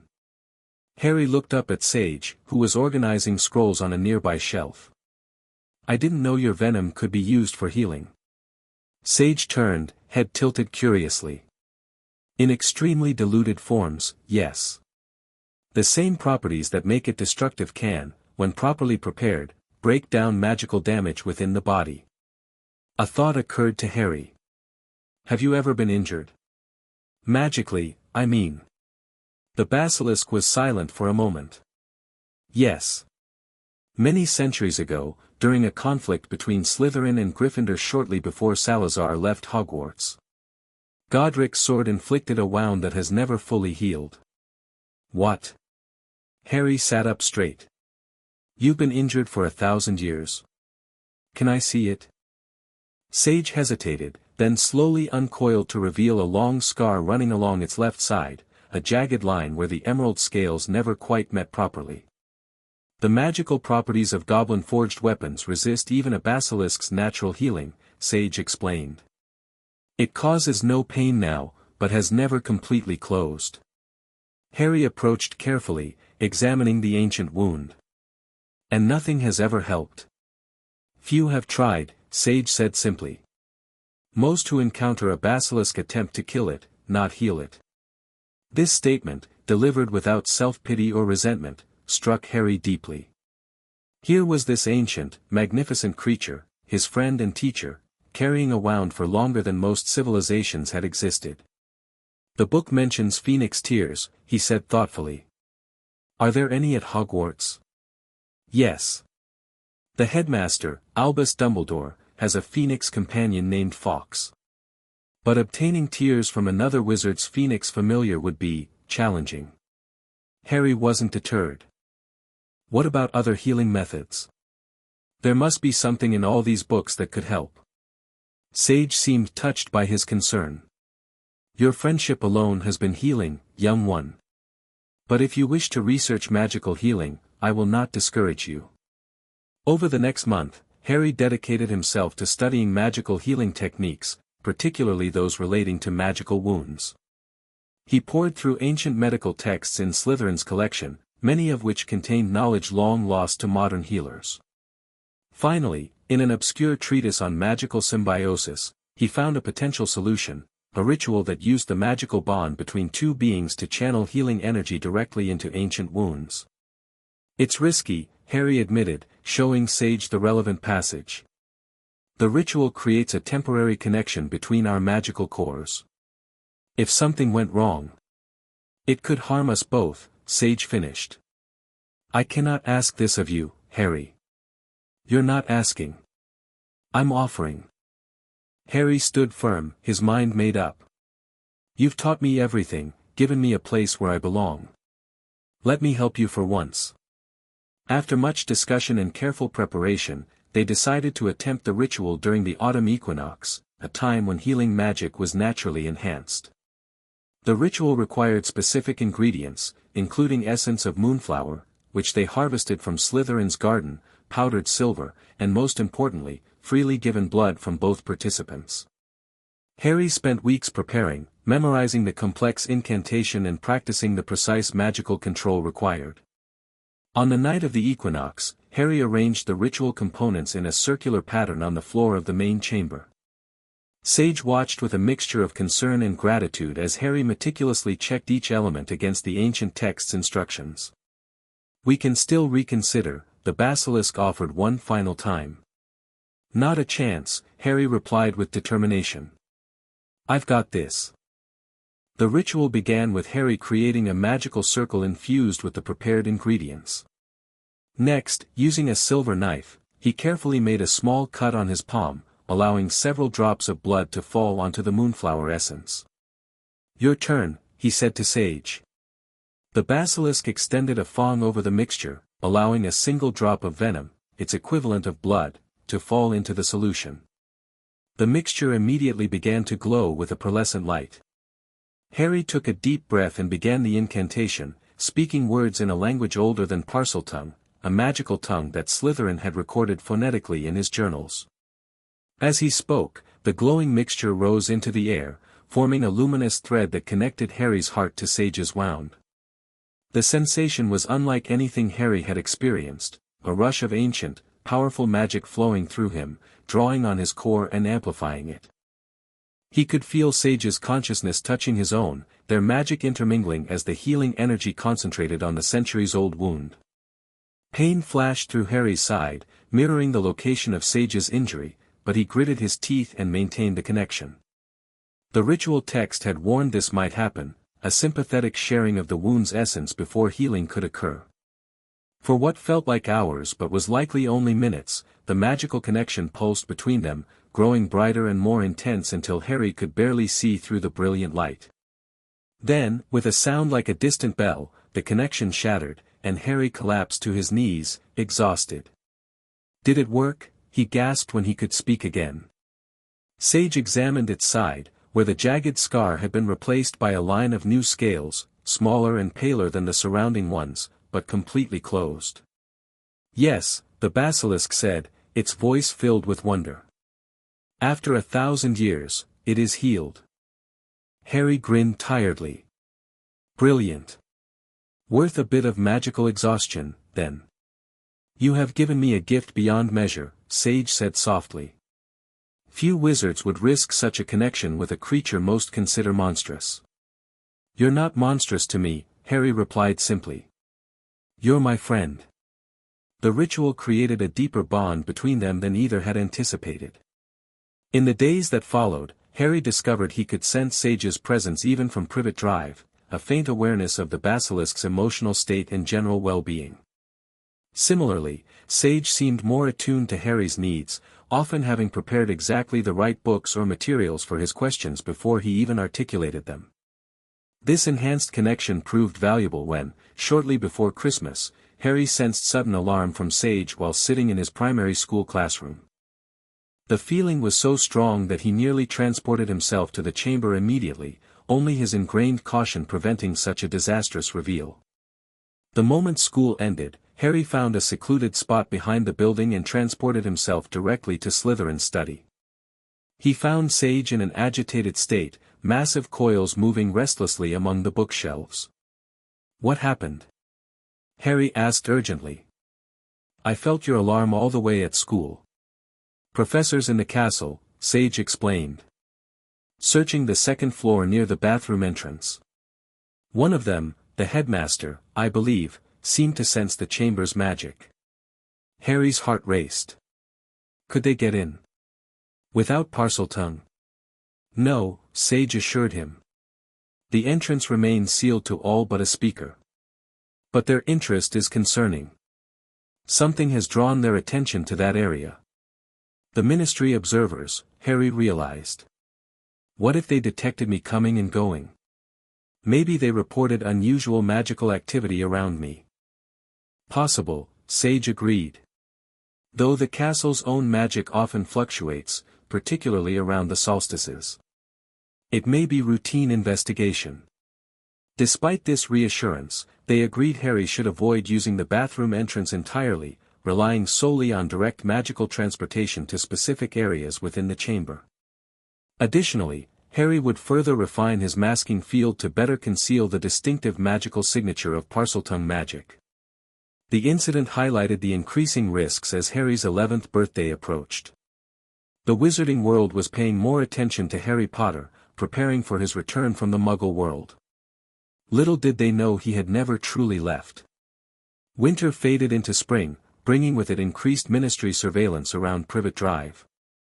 Harry maintained his carefully crafted facade, an ordinary Muggle child who occasionally experienced bursts of accidental magic, nothing more. In the chamber, however, his education accelerated. Sage seemed driven by a new urgency, focusing their sessions on practical defensive magic and rapid magical adaptation. "You must be prepared for anything," the basilisk insisted. "Your entry into the wizarding world may not be as smooth as we hope." During one session in April, Harry was practicing a particularly complex shield charm when he asked a question that had been bothering him for some time. "Sage, you mentioned once that Tom Riddle was the last person to open the chamber before me. Who exactly was he? You said he was cruel, but was he related to Slytherin?" The basilisk stilled, massive head lowering until it nearly touched the floor. "I have avoided this topic, perhaps wrongly. You deserve to know, especially given your connection to him." "My connection? What do you mean?" "Tom Marvolo Riddle was a student here 50 years ago. A Parselmouth, descended from Slytherin through the Gaunt family. He discovered the chamber and commanded me to attack Muggle-born students." Harry frowned. "That's awful. But what does it have to do with me?" Tom Riddle later adopted another name, one that brought terror to the wizarding world. Sage's voice grew softer, almost reluctant. He became Lord Voldemort. The shield charm Harry had been maintaining collapsed instantly. Voldemort? The one who killed my parents? He opened the chamber. Yes. As a 16-year-old student, he found the chamber and learned of its purpose. He used me to attack several students, eventually causing the death of a girl, though that was not my intention. Harry sat down heavily, trying to process this revelation. The dark wizard who had murdered his parents had walked these same passages, spoken to Sage, used the basilisk as a weapon. Did you know? When he came here, did you know what he would become? I sensed darkness in him, Sage admitted. A coldness unlike any speaker before him. But I was bound to obey a Parselmouth. My resistance was limited. Harry understood then why Sage had been so cautious with him initially, why the basilisk had kept its eyes closed during their first meeting. After Tom Riddle, any Parselmouth might have represented potential danger. I'm nothing like him, Harry said firmly. I'd never use you to hurt people.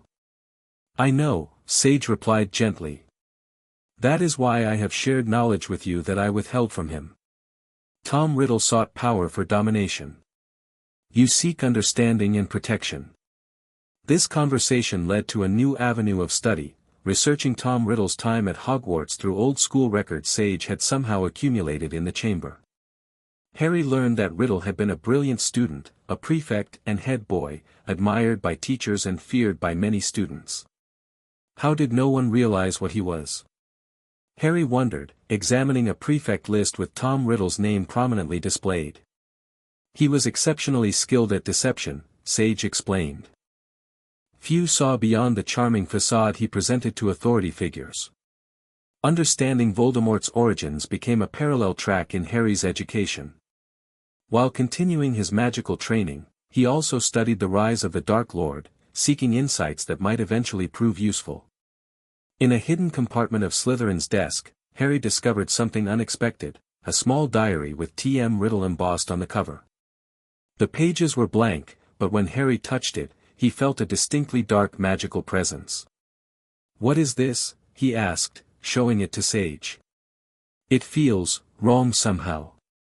The basilisk examined the diary without touching it, tongue flicking to taste the magical aura. Dark magic. Very dark. Where did you find this? Harry explained its hiding place, and Sage's reaction was immediate and alarming. Do not write in it. Do not attempt to activate it. This object contains dangerous magic beyond your current understanding. But what is it? Just a diary? No, Sage hissed urgently. It is a container for a fragment of Riddle's consciousness, a magical artifact he created during his time at Hogwarts. It has the power to possess and control whoever forms a connection with it. Harry carefully placed the diary on the desk, suddenly reluctant to touch it. Should we destroy it? Sage considered this. Destroying such an artifact requires specific methods. Basilisk venom would be sufficient, as would fiendfire, but the latter is too dangerous for you to attempt.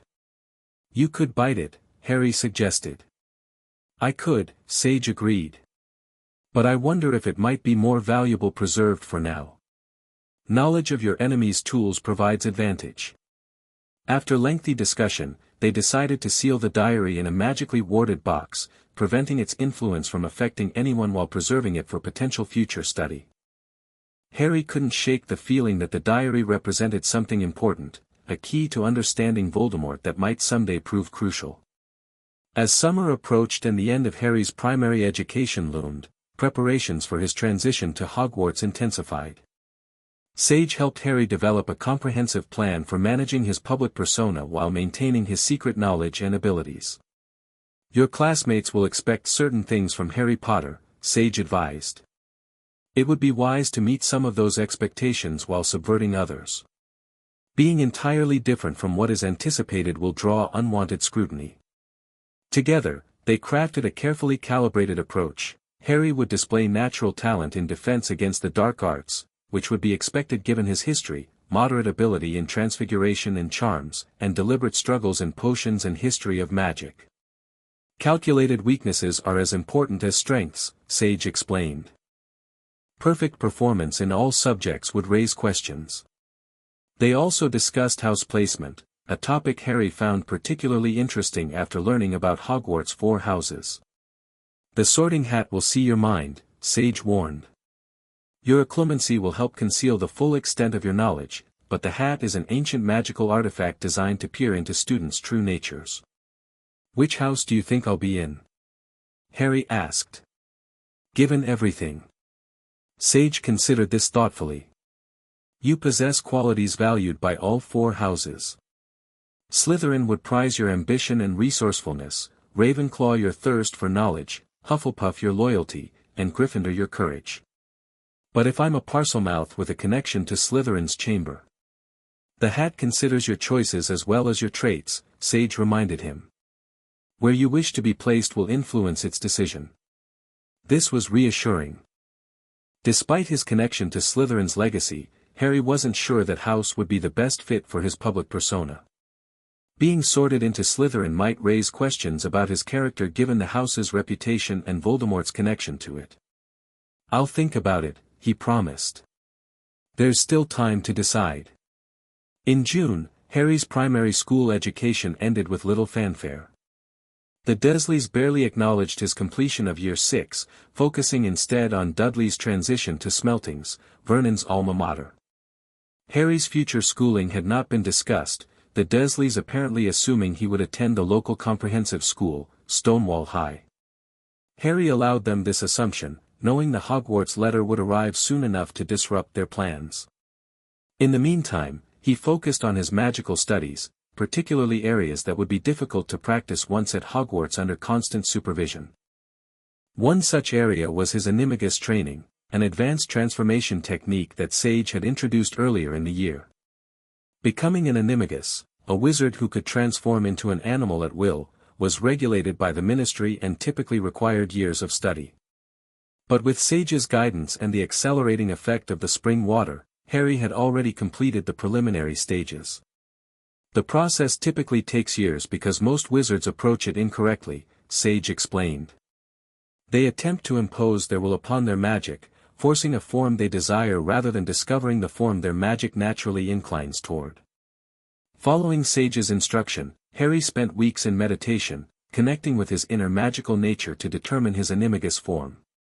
The answer, when it finally came during a deep meditative trance, seemed obvious in retrospect: a serpent, though not a basilisk. His form appeared to be a smaller, highly mobile snake with distinctive emerald markings similar to his eye color. A fitting form, Sage approved when Harry described his vision. Swift, adaptable, and capable of accessing spaces closed to your human form. And given your Parseltongue ability, you will retain your speech while transformed. The actual transformation remained beyond Harry's current abilities. He managed to partially shift his arm into a scaled limb during one attempt, but Sage assured him this was remarkable progress for his age. With continued practice, he might achieve full transformation before even beginning at Hogwarts, a feat unheard of in modern times. As July approached, Harry sensed increasing magical activity around Privet Drive. Ministry observers appeared almost daily, sometimes accompanied by individuals in more elaborate robes who radiated greater magical power. "They're preparing for my letter," Harry told Sage during one of their nightly sessions. "I counted 3 different wizards watching the house today." "The time approaches," Sage agreed. "You should prepare the Dursleys in subtle ways. Their reaction to your Hogwarts letter may determine who is sent to explain it to you." Following this advice, Harry began dropping casual hints about strange dreams involving a magical school, owls carrying messages, and people in pointed hats welcoming him home. As expected, these comments earned harsh reprimands from Uncle Vernon, but Harry noticed something interesting in his uncle's reaction: genuine fear beneath the bluster. He knows something, Harry realized. Uncle Vernon actually knows about Hogwarts, or at least about magic. He's not just afraid of abnormality, he's afraid of the wizarding world specifically. This insight gave Harry leverage he hadn't anticipated.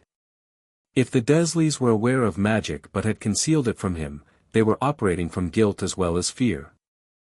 When his letter arrived, this knowledge would prove useful. The final week of July arrived, bringing with it Harry's 11th birthday and the culmination of 4 years of secret preparation. On the morning of July 24th, Harry woke early, sensing something different in the air, a magical expectancy, as if the world itself was holding its breath. He went downstairs to prepare breakfast as usual, but as he entered the kitchen, a flutter at the window caught his attention. An owl, a tawny specimen with intelligent amber eyes, perched on the sill, a letter clasped in its beak. Harry's heart leaped, but he maintained his composure. Moving slowly so as not to startle the bird, he opened the window. The owl hopped inside and extended its leg, to which a thick envelope was attached.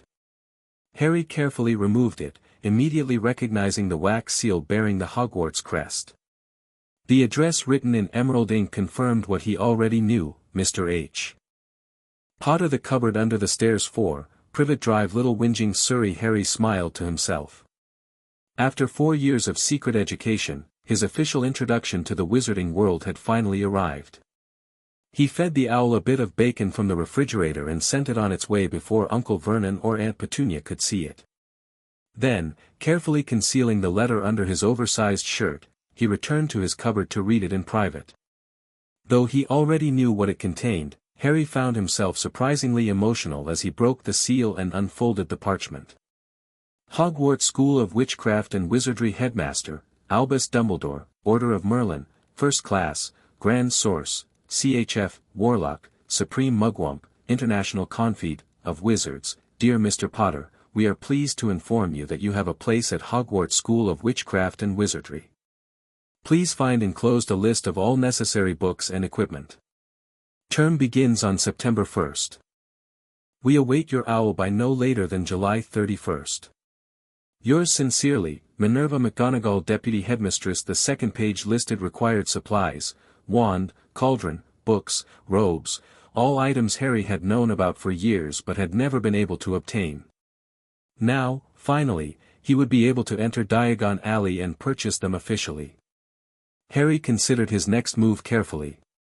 He could simply tell the Dursleys about the letter immediately, but that might not yield the most favorable outcome. Following Sage's strategic advice, he decided to wait until breakfast was underway and everyone was present. When the Dursleys came down to the kitchen, Harry served breakfast normally, giving no indication of the momentous event that had occurred.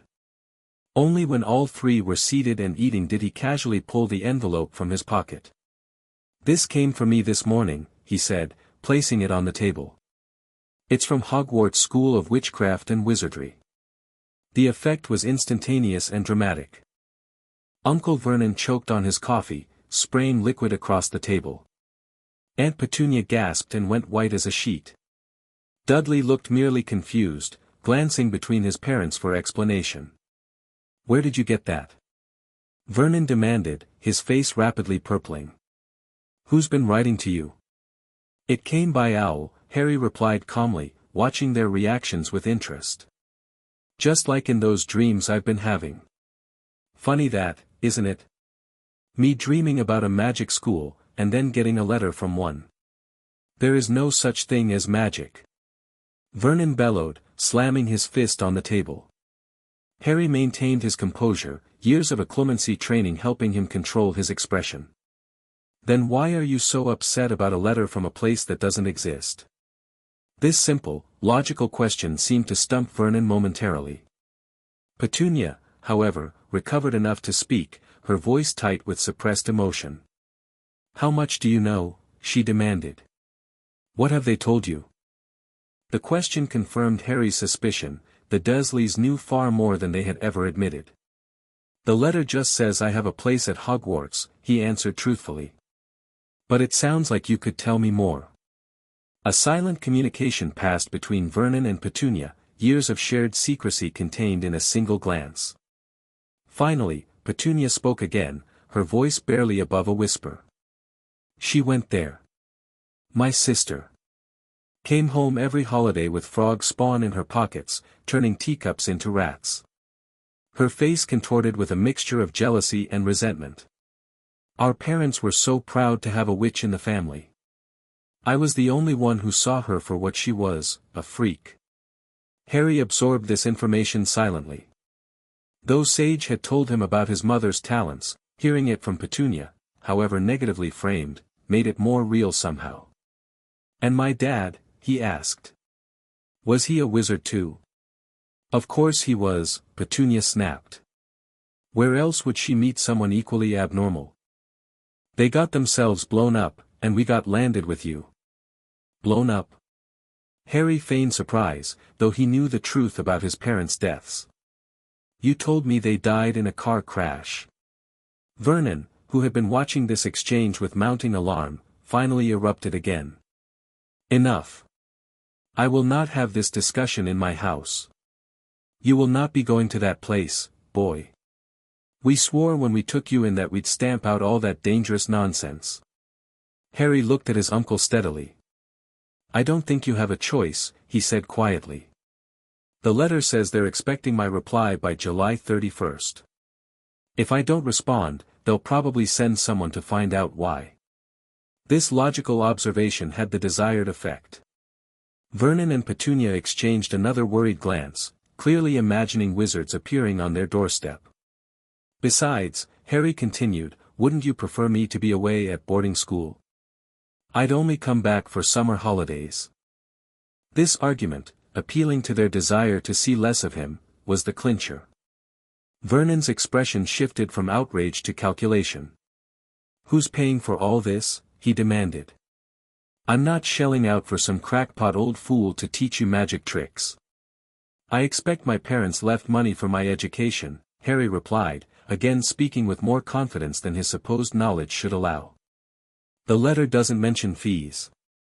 More silent communication between the Dursleys followed, while Dudley watched in fascination, his breakfast forgotten. We'll need to reply, Harry pointed out.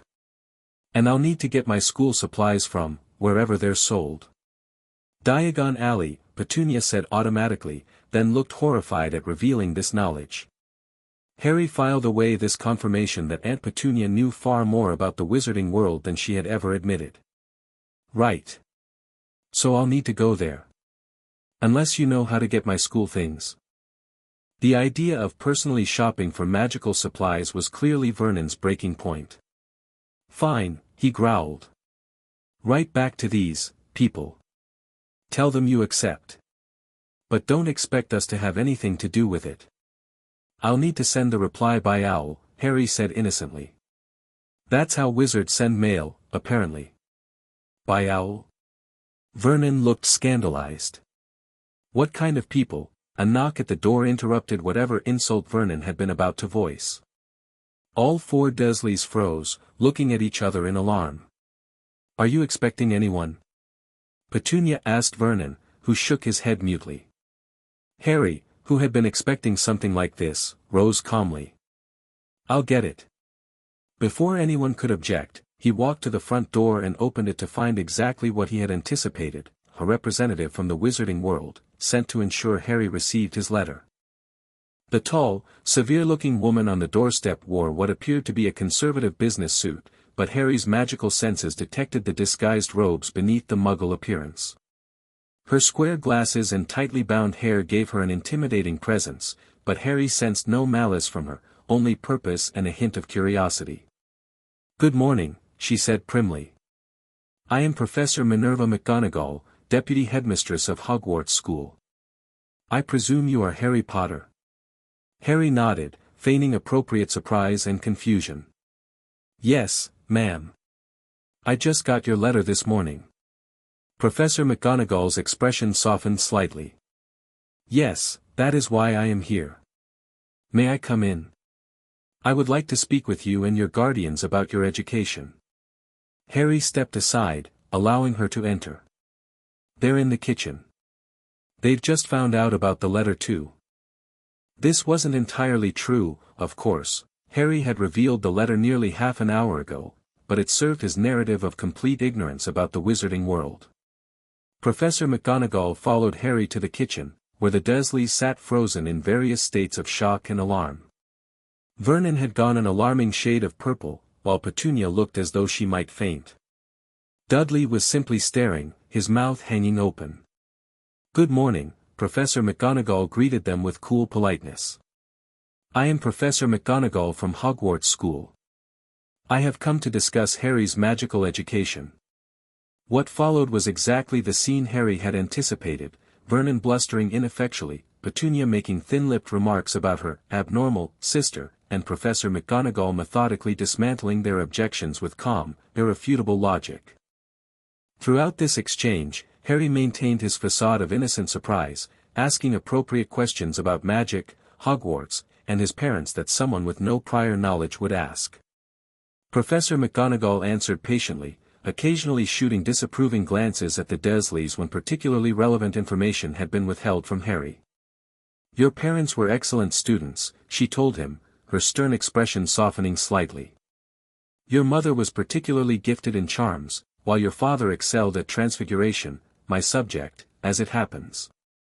Harry nodded eagerly, storing away this information as if hearing it for the first time. "And they were murdered? Not killed in a car crash?" Professor McGonagall's lips thinned dangerously as she glanced at Petunia. "That is correct, Mr. Potter. They were killed by a dark wizard, the details of which we can discuss more appropriately later." By the end of the conversation, arrangements had been made for Professor McGonagall to escort Harry to Diagon Alley the following day to purchase his school supplies. The Dursleys, thoroughly cowed by the professor's authoritative presence, agreed to all requirements with minimal resistance. As Professor McGonagall prepared to leave, she handed Harry a train ticket. "Platform 9 3/4, King's Cross Station, on September 1st, she instructed. "I will explain how to access it tomorrow." Harry nodded, examining the ticket with appropriate curiosity. "Thank you, Professor. I'm looking forward to learning magic properly." Something in his phrasing must have caught her attention, for Professor McGonagall gave him a sharp look. "Indeed, Mr. Potter. Magic is not to be trifled with, proper education is essential for young witches and wizards." After she departed, promising to return at 9 o'clock the next morning, the Dursleys retreated to the living room in a state of shock, leaving Harry alone in the kitchen. He allowed himself a small, satisfied smile. Everything was proceeding according to plan. Tomorrow he would officially enter the wizarding world, a world he had secretly been part of for 4 years. He would finally obtain a wand, purchase proper magical books, and begin preparing for his public role as Harry Potter, the boy who lived. That night, Harry visited the chamber one last time before his shopping trip.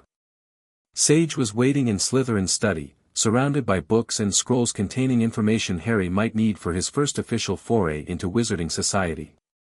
"Professor McGonagall came herself," Harry reported. "She's taking me to Diagon Alley tomorrow." "Appropriate," Sage approved. "As deputy headmistress and your future head of house, should you be sorted into Gryffindor?" "You think I'll be in Gryffindor?" Harry asked, surprised by the basilisk's assumption. "Your parents were both Gryffindors, and you have displayed considerable courage in your time here," Sage observed. "But as I said before, the choice will ultimately be influenced by your own preferences." Harry nodded thoughtfully. "I'll decide when the time comes. For now, I need to focus on tomorrow. What should I be particularly careful about in Diagon Alley?" Sage provided detailed advice about Gringotts: be polite to the goblins but never subservient, wand selection, allow the wand to choose naturally, without trying to influence the process, and managing public recognition, modest but not self-deprecating. "People will stare at your scar," Sage warned. "They will want to shake your hand, thank you, perhaps ask intrusive questions. Remember your occlumency training to maintain composure." "And what about Professor McGonagall? She's supposed to be very observant." "Indeed. She is a formidable witch with exceptional perception. Be careful not to display knowledge you shouldn't yet possess, particularly about magical theory or Hogwarts itself." They spent several hours reviewing potential scenarios and appropriate responses, ensuring Harry was prepared for whatever might occur during his official introduction to the wizarding world. As dawn approached, Harry prepared to return to Privet Drive. "This is it," he said, a mixture of excitement and anxiety coloring his voice. "After tomorrow, everything changes. The public part of your journey begins," Sage agreed. "But remember that your true education started 4 years ago, in this chamber. That foundation will serve you well, whatever challenges you face." Harry nodded, feeling a surge of gratitude toward the ancient creature who had become his most trusted friend and teacher. "I couldn't have done any of this without you, Sage."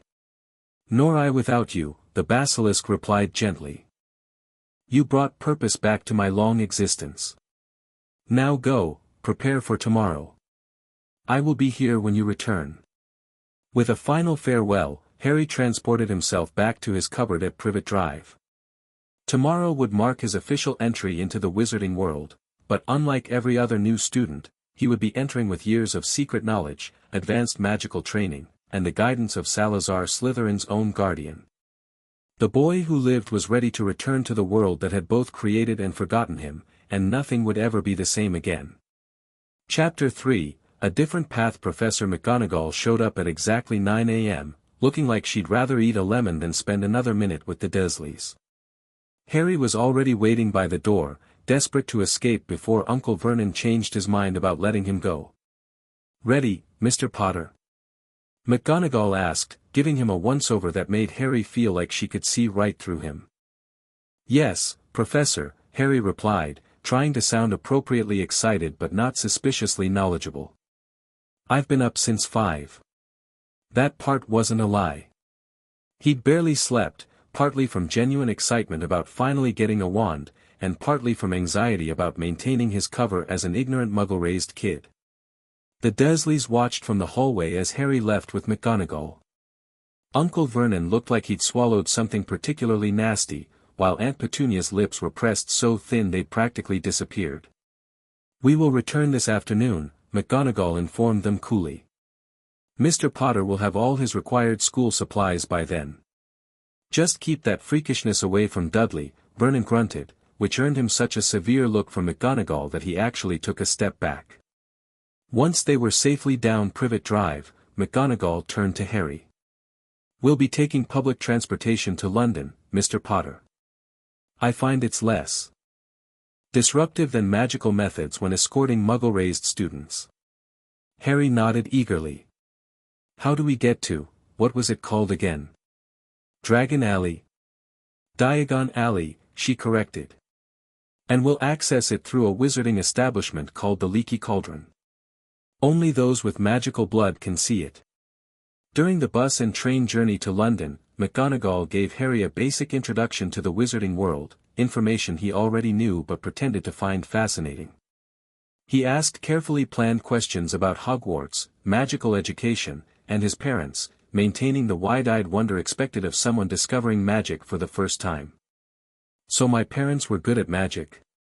Were they famous or anything? Before, you know?" McGonagall's expression softened slightly. "They were very talented, yes. Your father was particularly gifted at transfiguration, while your mother excelled in charms and potions. They weren't celebrities, if that's what you're asking, but they were well respected in the magical community. After their confrontation with you-know-who, however." "You-know-who?" Harry asked innocently. McGonagall lowered her voice, despite the fact that they were surrounded by muggles who wouldn't understand anyway. "The dark wizard who killed your parents. Most people don't say his name. They call him you-know-who or he who must not be named. But what is his actual name?" Harry pressed, knowing he needed to establish his ignorance about Voldemort. McGonagall hesitated, then sighed. "His name was Voldemort." She shuddered slightly. "But it's not a name spoken in polite company, Mr. Potter. The terror of his reign was such that most witches and wizards still fear to say it, even a decade after his defeat." Harry nodded solemnly. "And he tried to kill me too, but couldn't." That's why I have this scar. Yes, McGonagall confirmed. Which is why you are rather famous in our world. The boy who lived, they call you, the only person known to have survived the killing curse. It's why I suspect we may encounter some attention today. As they approached Charing Cross Road, Harry felt a genuine thrill of anticipation. Despite his years of magical education with Sage, he had never actually visited wizarding locations. The Leaky Cauldron, when McGonagall pointed it out, was exactly as Sage had described, a shabby pub nestled between a bookshop and a record store, completely invisible to the muggles hurrying past. Whoa, Harry breathed, not having to fake his amazement as they stepped inside. The dimly lit tavern was filled with witches and wizards in robes, some drinking from pewter tankards, others huddled in conversation. Strange smells and sounds filled the air, nothing like the sterile normalcy of Privet Drive. The barkeeper, a bald man with a face like a walnut, looked up as they entered. Professor McGonagall. Unusual to see you here during summer holidays. Official Hogwarts business, Tom, McGonagall replied crisply. Just passing through to Diagon Alley. Tom's eyes shifted to Harry, then widened as they landed on his forehead. Bless my soul, he whispered. It's Harry Potter. The pub went suddenly silent. Harry felt every eye turn toward him, and for a moment he was genuinely uncomfortable. No amount of preparation could have readied him for the intensity of their stares. Then everyone moved at once.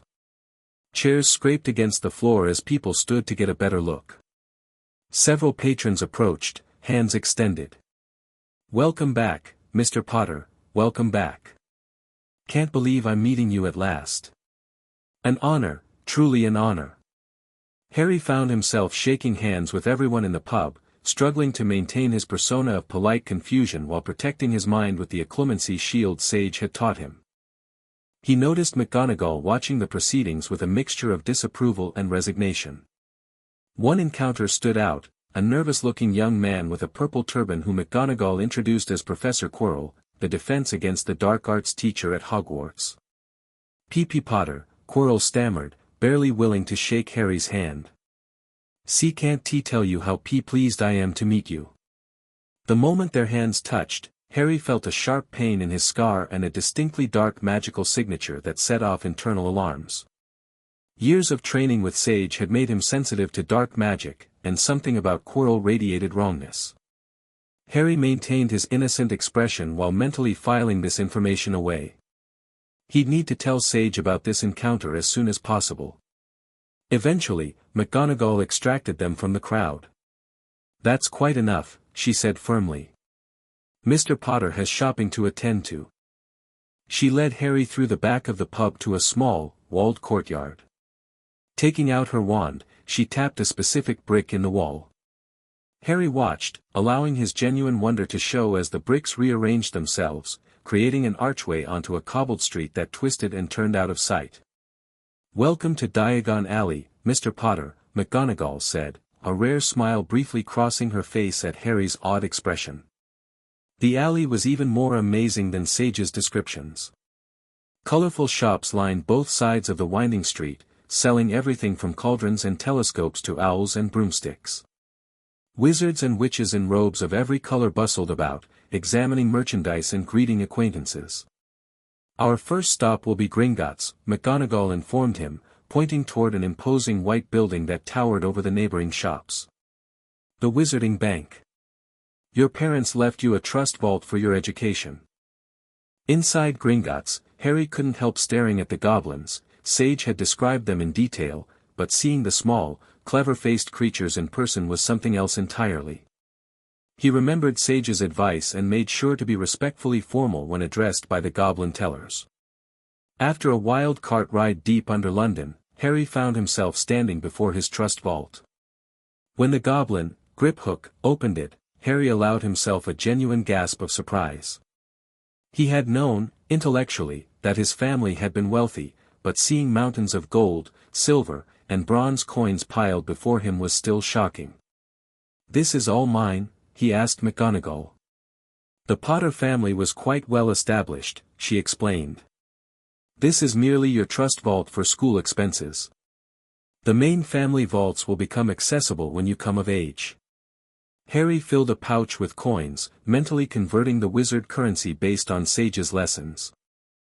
Galleons, sickles, and nuts, he already understood their relative values, but pretended to need McGonagall's explanation. Their shopping expedition took them through the various shops of Diagon Alley. At Madame Malkin's robes for all occasions, Harry encountered another Hogwarts student, a pale, pointy-faced boy with white blonde hair who was clearly from a wealthy wizarding family. Hogwarts too? The boy asked as Harry stood on a footstool being measured. Yes, Harry replied, deciding to use this opportunity to gather information. I'm just learning about all this, my relatives are muggles.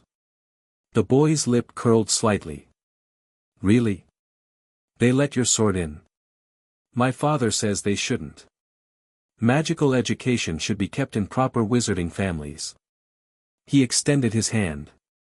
Draco Malfoy, by the way. Harry hesitated just a moment before shaking it. Sage had taught him about the old pure-blood families, including the Malfoys and their alliance with Voldemort. Still, he needed to play his role. Harry Potter, he replied simply. Draco's pale eyes widened. Potter? The Harry Potter? With the...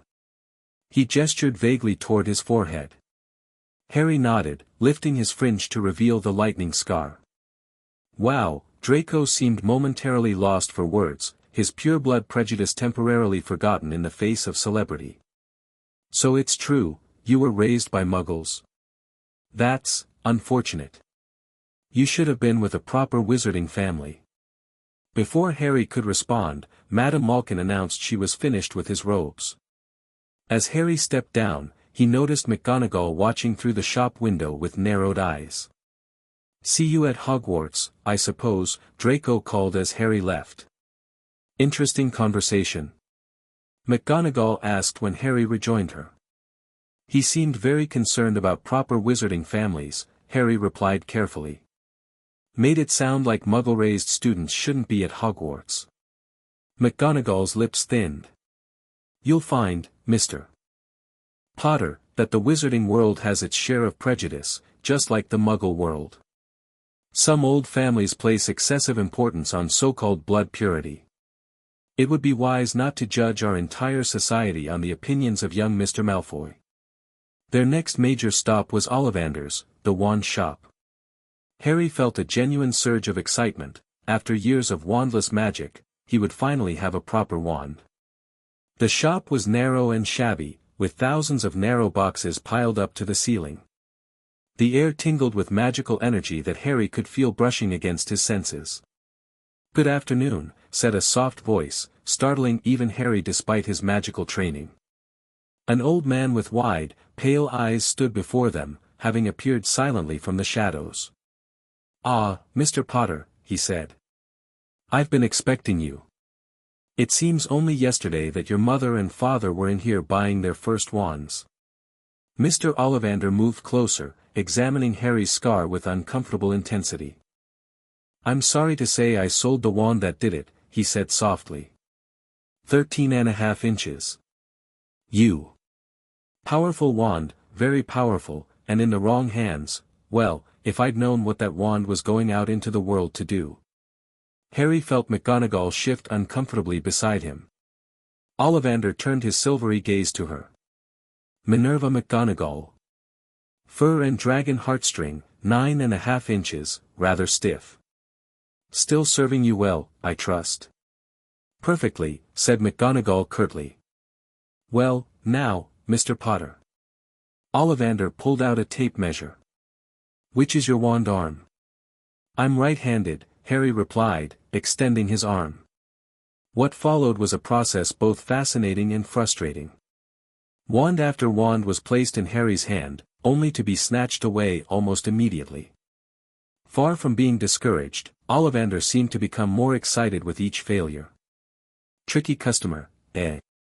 Not to worry, we'll find the perfect match here somewhere. Finally, Ollivander paused, a thoughtful expression crossing his face. I wonder. He disappeared into the back of the shop and returned with yet another box. Holly and Phoenix feather, 11 inches, nice and supple. The moment Harry's fingers closed around the wand, he knew this was different. Warmth spread up his arm, and when he gave it a wave, a stream of red and gold sparks shot from the end like a firework. The sensation was extraordinary, like his wandless magic but amplified and focused, as if a circuit had finally been completed. Curious, very curious. Ollivander was muttering. Sorry, said Harry, but what's curious? I remember every wand I've ever sold, Mr. Potter. Every single wand. It so happens that the phoenix whose tail feather is in your wand, gave another feather, just one other. It is very curious indeed that you should be destined for this wand when its brother, why, its brother gave you that scar. Harry felt a chill run through him despite already knowing about Voldemort's connection to his parents' deaths. The direct connection to the Dark Lord's wand was unexpected. Yes, 13.5 inches. Curious indeed how these things happen. The wand chooses the wizard, remember. I think we must expect great things from you, Mr. Potter. After all, he who must not be named did great things, terrible, yes, but great. After paying 7 gold galleons for his wand, Harry left the shop feeling both elated and unsettled. McGonagall's expression suggested she found Ollivander's comments as disturbing as he did. Their final stop was Flourish and Blott's bookshop, where Harry needed to purchase his school texts. While McGonagall examined the required list, Harry managed to slip away briefly to the history section, where he quickly located and purchased an additional book not on his list, Modern Magical History, which included a chapter on his own role in Voldemort's defeat. Having access to the public narrative would be useful. Found everything? McGonagall asked when he returned. Yes, Professor, Harry replied innocently, the extra book hidden among his required texts. Just getting to know what I'll be studying. Their shopping complete, McGonagall suggested lunch at the Leaky Cauldron before returning to Privet Drive. As they ate, she provided Harry with additional information about the start of term. Your ticket for the Hogwarts Express is platform 9 3/4 at King's Cross Station, she explained. To access it, you must walk directly at the barrier between platforms 9 and 10. Don't stop and don't be afraid you'll crash into it, that's very important. Harry nodded, pretending to be both nervous and excited about this magical method of accessing the platform. Now, McGonagall continued, her expression growing serious, I feel I should warn you about something, Mr. Potter. Your fame in our world is considerable. You will find that many at Hogwarts will stare and whisper. Some will want to befriend you solely because of your name. Others may resent you for the same reason. I don't even remember what I'm famous for, Harry said honestly. I was just a baby. A sensible perspective, McGonagall approved. I suggest maintaining it at Hogwarts. Now, is there anything else you wish to know before we return to your relatives? Harry hesitated, then asked the question he'd been planning since their trip began. Professor, what were they like? My parents? Everyone talks about them dying, but no one really tells me about who they were when they were alive. McGonagall's stern expression softened remarkably. James Potter was one of the most talented students I ever taught, though I'd appreciate you not repeating that to your classmates. He had a tremendous gift for transfiguration and was quite popular, captain of the Gryffindor Quidditch team in his final years. He was also, I must admit, something of a troublemaker. She smiled slightly at some private memory before continuing. Your mother, Lily, was exceptionally bright. Kind-hearted but fiercely determined. She had a particular talent for charms and potions, and became a prefect in her 5th year. They were very different personalities, your parents, which made their eventual relationship all the more surprising to those of us who taught them. Harry absorbed this information hungrily. Though Sage had told him what facts were known about his parents, hearing personal recollections from someone who had known them was different. Thank you, he said quietly, for telling me about them. McGonagall nodded, a rare softness in her expression. You have your mother's eyes, you know. Exactly the same color. But you look remarkably like your father otherwise. After lunch, they made their way back to Privet Drive, Harry's new possessions packed in a trunk with the initials HJP stamped in gold. The Dursleys watched suspiciously as McGonagall helped Harry carry everything to his cupboard. "Mr. Potter will require a proper bedroom for his school equipment," McGonagall said sharply, looking around the cupboard with evident disapproval. "Surely you have a more suitable space available." Uncle Vernon turned purple but, under McGonagall's stern gaze, grudgingly agreed that Harry could move into Dudley's second bedroom. "I will expect Mr. Potter to be delivered to King's Cross Station on September 1st, McGonagall informed the Dursleys before departing. "The train leaves at precisely 11 o'clock. Do not make him late." After she left, Harry braced himself for Vernon's reaction. Sure enough, the moment McGonagall was gone, his uncle rounded on him. "Listen here, boy," he growled. "I don't know what nonsense they've been filling your head with, but in this house, you'll keep that freakishness to yourself. No mentioning that place, no waving that thing around, nothing abnormal. Understand?" "Yes, Uncle Vernon," Harry replied, trying to look appropriately cowed while internally counting the days until September 1st. That night, after the Dursleys were asleep, Harry transported himself directly to the Chamber of Secrets, eager to share everything with Sage. The basilisk was waiting in Slytherin's study, as if it had sensed his coming. "Your journey was successful?" Sage inquired as Harry settled into his usual chair. "Brilliant." Harry grinned, pulling out his wand. "Look at this, holly and phoenix feather. Ollivander said it's the brother wand to Voldemort's." Sage's massive head moved closer, tongue flicking out to sense the wand's magical signature. "Interesting. Such connections are rare and significant. It suggests your magic resonates on a similar frequency to the Dark Lord's, despite your different natures." "Is that bad?" Harry asked, suddenly concerned. "Not inherently. The wand chooses based on compatibility with your magical core, not your moral character. This connection may prove advantageous in ways yet unknown." Harry described the rest of his day in detail, from the goblins at Gringotts to his conversation with Draco Malfoy. When he mentioned Professor Quirrell and the strange reaction in his scar, Sage grew very still. "You felt dark magic from this professor? And pain in your cursed scar simultaneously?" "Yes," Harry confirmed. "It was weird, like something sharp poking at my head from the inside. And there was definitely dark magic. My detection sense went crazy when we shook hands." Sage was silent for a long moment, massive coils shifting thoughtfully. "This is concerning. Your scar is no ordinary curse mark, it represents the point where killing magic struck but failed to take your life. For it to react to this professor's touch suggests a connection to that original curse, and perhaps to its caster." Harry's eyes widened as he grasped the implication. "You think Quirrell has something to do with Voldemort? But Voldemort's gone, isn't he?"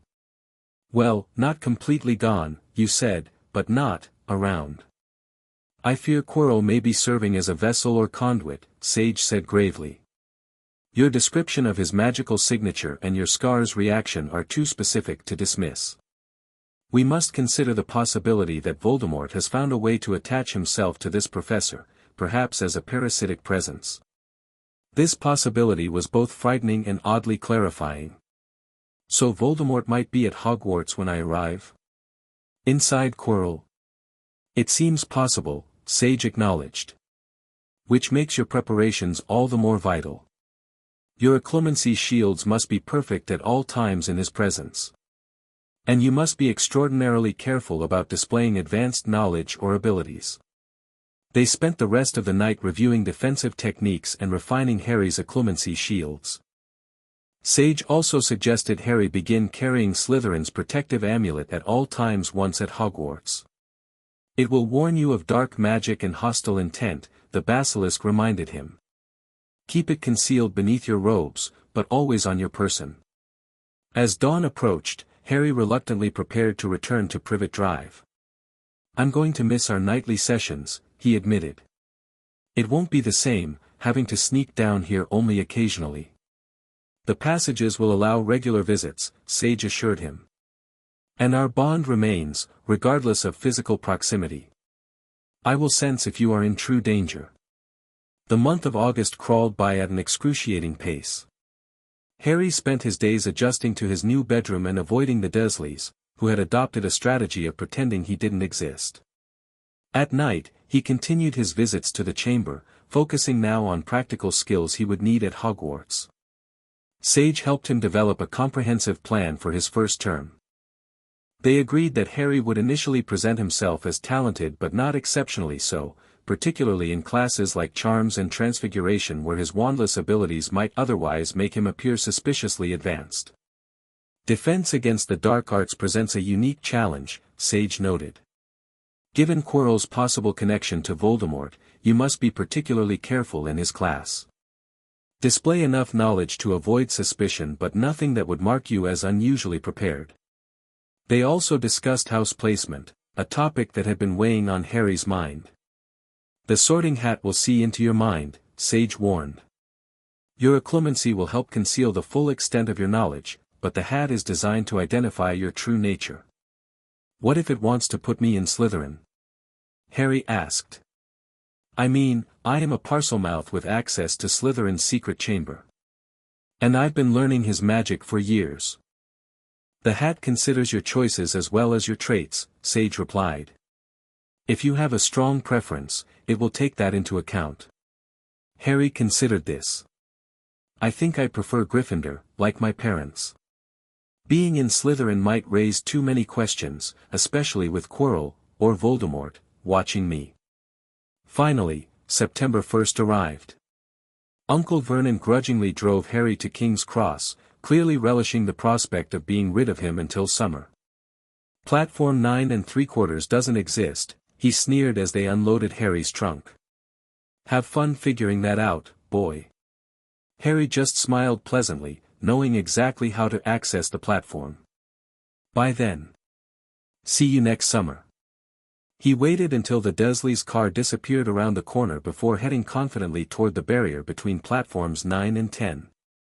As he approached, he noticed a family of redheads gathered nearby, clearly wizards, based on their mother's difficulty discussing platform numbers quietly. Harry decided to follow Sage's advice about making connections. If he was going to build a life in the wizarding world, he needed friends his own age. "Excuse me," he said, approaching the plump woman. "Could you tell me how to, He gestured toward the barrier. "How to get onto the platform?" "First time at Hogwarts?" Ron's new too. She pointed to her youngest son, a tall, gangly boy with freckles, big hands and feet, and a long nose. "Yes," Harry said. "I'm not quite sure how." "Not to worry," she said kindly. "All you have to do is walk straight at the barrier between platforms 9 and 10. Don't stop and don't be scared you'll crash into it, that's very important. Best do it at a bit of a run if you're nervous. Go on, go now before Ron." "Thanks," Harry said gratefully, then pushed his trolley forward, picking up speed as he approached the barrier. Though he knew what would happen, his heart still raced as the solid brick wall came closer and closer, and then he was through, standing on a platform packed with students and parents. A scarlet steam engine waited next to the platform, smoke drifting above the crowd. A sign overhead said Hogwarts Express, 11 o'clock. Harry felt a surge of emotion as he looked around. This was it, the official beginning of his wizarding life. After years of secret preparation, he was finally joining the magical world properly. He found an empty compartment near the end of the train and struggled to lift his trunk onto the rack. He was trying to decide whether to risk a bit of wandless magic when the red-haired twins he'd seen with the family outside appeared. "Want a hand?" one of them asked. "Yes, please," Harry panted. "Oi, Fred. Come here and help." With the twins' help, Harry's trunk was finally tucked away in a corner of the compartment. "Thanks," said Harry, pushing his sweaty hair out of his eyes. "What's that?" said one of the twins suddenly, pointing at Harry's lightning scar. "Blimey," said the other twin. "Are you?" "He is," said the first twin. "Aren't you?" he added to Harry. "What?" said Harry, playing innocent. "Harry Potter," chorused the twins. "Oh, him," said Harry. "I mean, yes, I am." The two boys gawked at him, and Harry felt himself turning red. Then, to his relief, a voice came floating in through the train's open door. "Fred? George? Are you there?" "Coming, Mum." With a last look at Harry, the twins hopped off the train. Harry sat by the window, watching the red-haired family on the platform. The mother was taking out a handkerchief. "Ron, you've got something on your nose." The youngest boy tried to jerk out of the way, but she grabbed him and began rubbing the end of his nose. Harry watched, feeling a strange mixture of amusement and longing. He'd never had anyone fuss over him like that. The train whistle sounded, and moments later the youngest red-haired boy, Ron, entered Harry's compartment. "Anyone sitting there?" he asked, pointing at the seat opposite Harry. "Everywhere else is full." Harry shook his head, and Ron sat down. He glanced at Harry and then looked quickly out of the window, pretending he hadn't looked. Harry noticed he still had a black mark on his nose. "Hey, Ron." The twins were back. "Listen, we're going down the middle of the train. Lee Jordan's got a giant tarantula down there." "Right," mumbled Ron. "Harry," said the other twin, "did we introduce ourselves?" "Fred and George Weasley. And this is Ron, our brother." "See you later, then." "Bye," said Harry and Ron. The twins slid the compartment door shut behind them. "Are you really Harry Potter?" Ron blurted out. Harry nodded. "Oh, well, I thought it might be one of Fred and George's jokes," said Ron. "And have you really got, you know?" He pointed at Harry's forehead. Harry pulled back his fringe to show the lightning scar. "So that's where you know who?" "Yes," said Harry, "but I can't remember it." "Nothing?" said Ron eagerly. "Well, I remember a lot of green light, but nothing else." This was mostly true. Harry's actual memories of that night were limited, though Sage had helped him understand what had likely happened. "Wow," said Ron.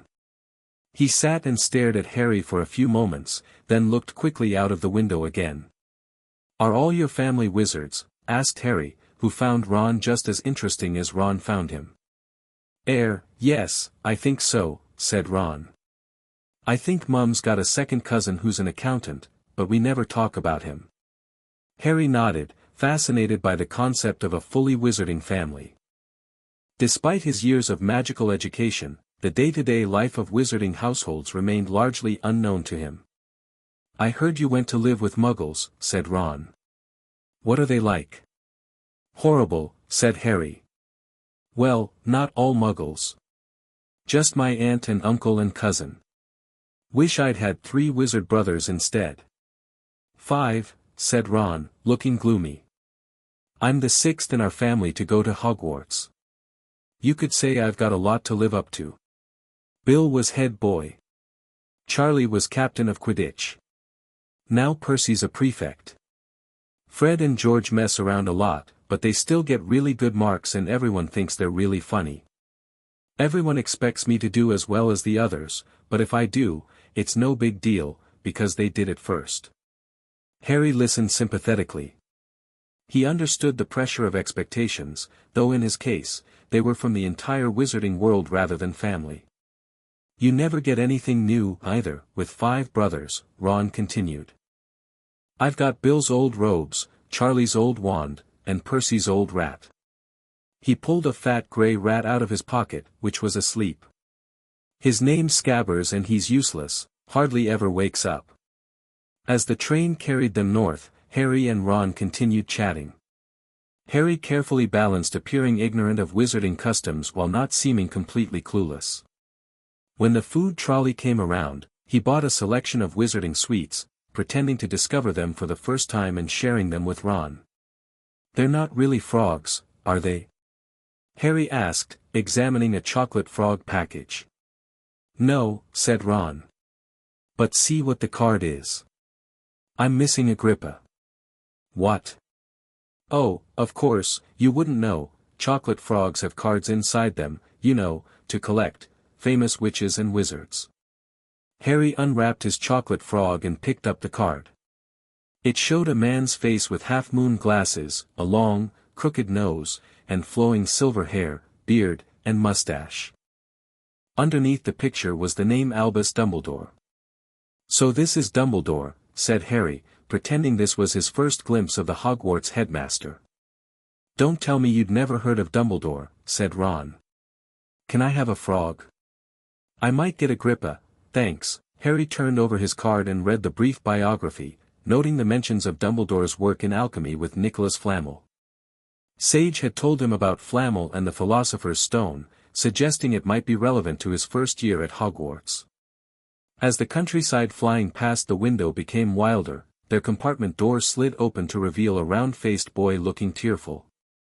"Sorry," he said, "but have you seen a toad at all?"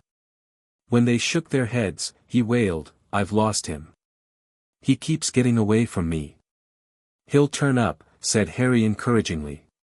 "Yes," said the boy miserably. "Well, if you see him." He left, only to return moments later with a girl already wearing her Hogwarts robes. "Has anyone seen a toad?" "Neville's lost one," she said in a bossy sort of voice. She had lots of bushy brown hair and rather large front teeth. "We've already told him we haven't seen it," said Ron, but the girl wasn't listening. She was looking at the wand in his hand.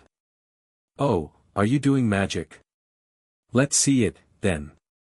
She sat down, looking expectant. Ron looked taken aback. All right." He cleared his throat. "Sunshine, daisies, buttermellow, turn this stupid, fat rat yellow." He waved his wand, but nothing happened. Scabbers stayed grey and fast asleep. "Are you sure that's a real spell?" said the girl. "Well, it's not very good, is it? I've tried a few simple spells just for practice and it's all worked for me. Nobody in my family's magic at all. It was ever such a surprise when I got my letter, but I was ever so pleased. Of course, I mean, it's the very best school of witchcraft there is, I've heard. I've learned all our course books by heart, of course. I just hope it will be enough. I'm Hermione Granger, by the way. Who are you?" She said all this very fast. Harry looked at Ron and was relieved to see his bewildered expression. Despite his years of magical education, even he found Hermione's intensity overwhelming. "I'm Ron Weasley," Ron muttered. "Harry Potter," said Harry. "Are you really?" said Hermione. "I know all about you, of course. I got a few extra books for background reading, and you're in modern magical history and the rise and fall of the dark arts and great wizarding events of the 20th century. "Am I?" said Harry, feigning surprise while mentally something went wrong with this response. "Please try again. Go ahead and start the next chapter."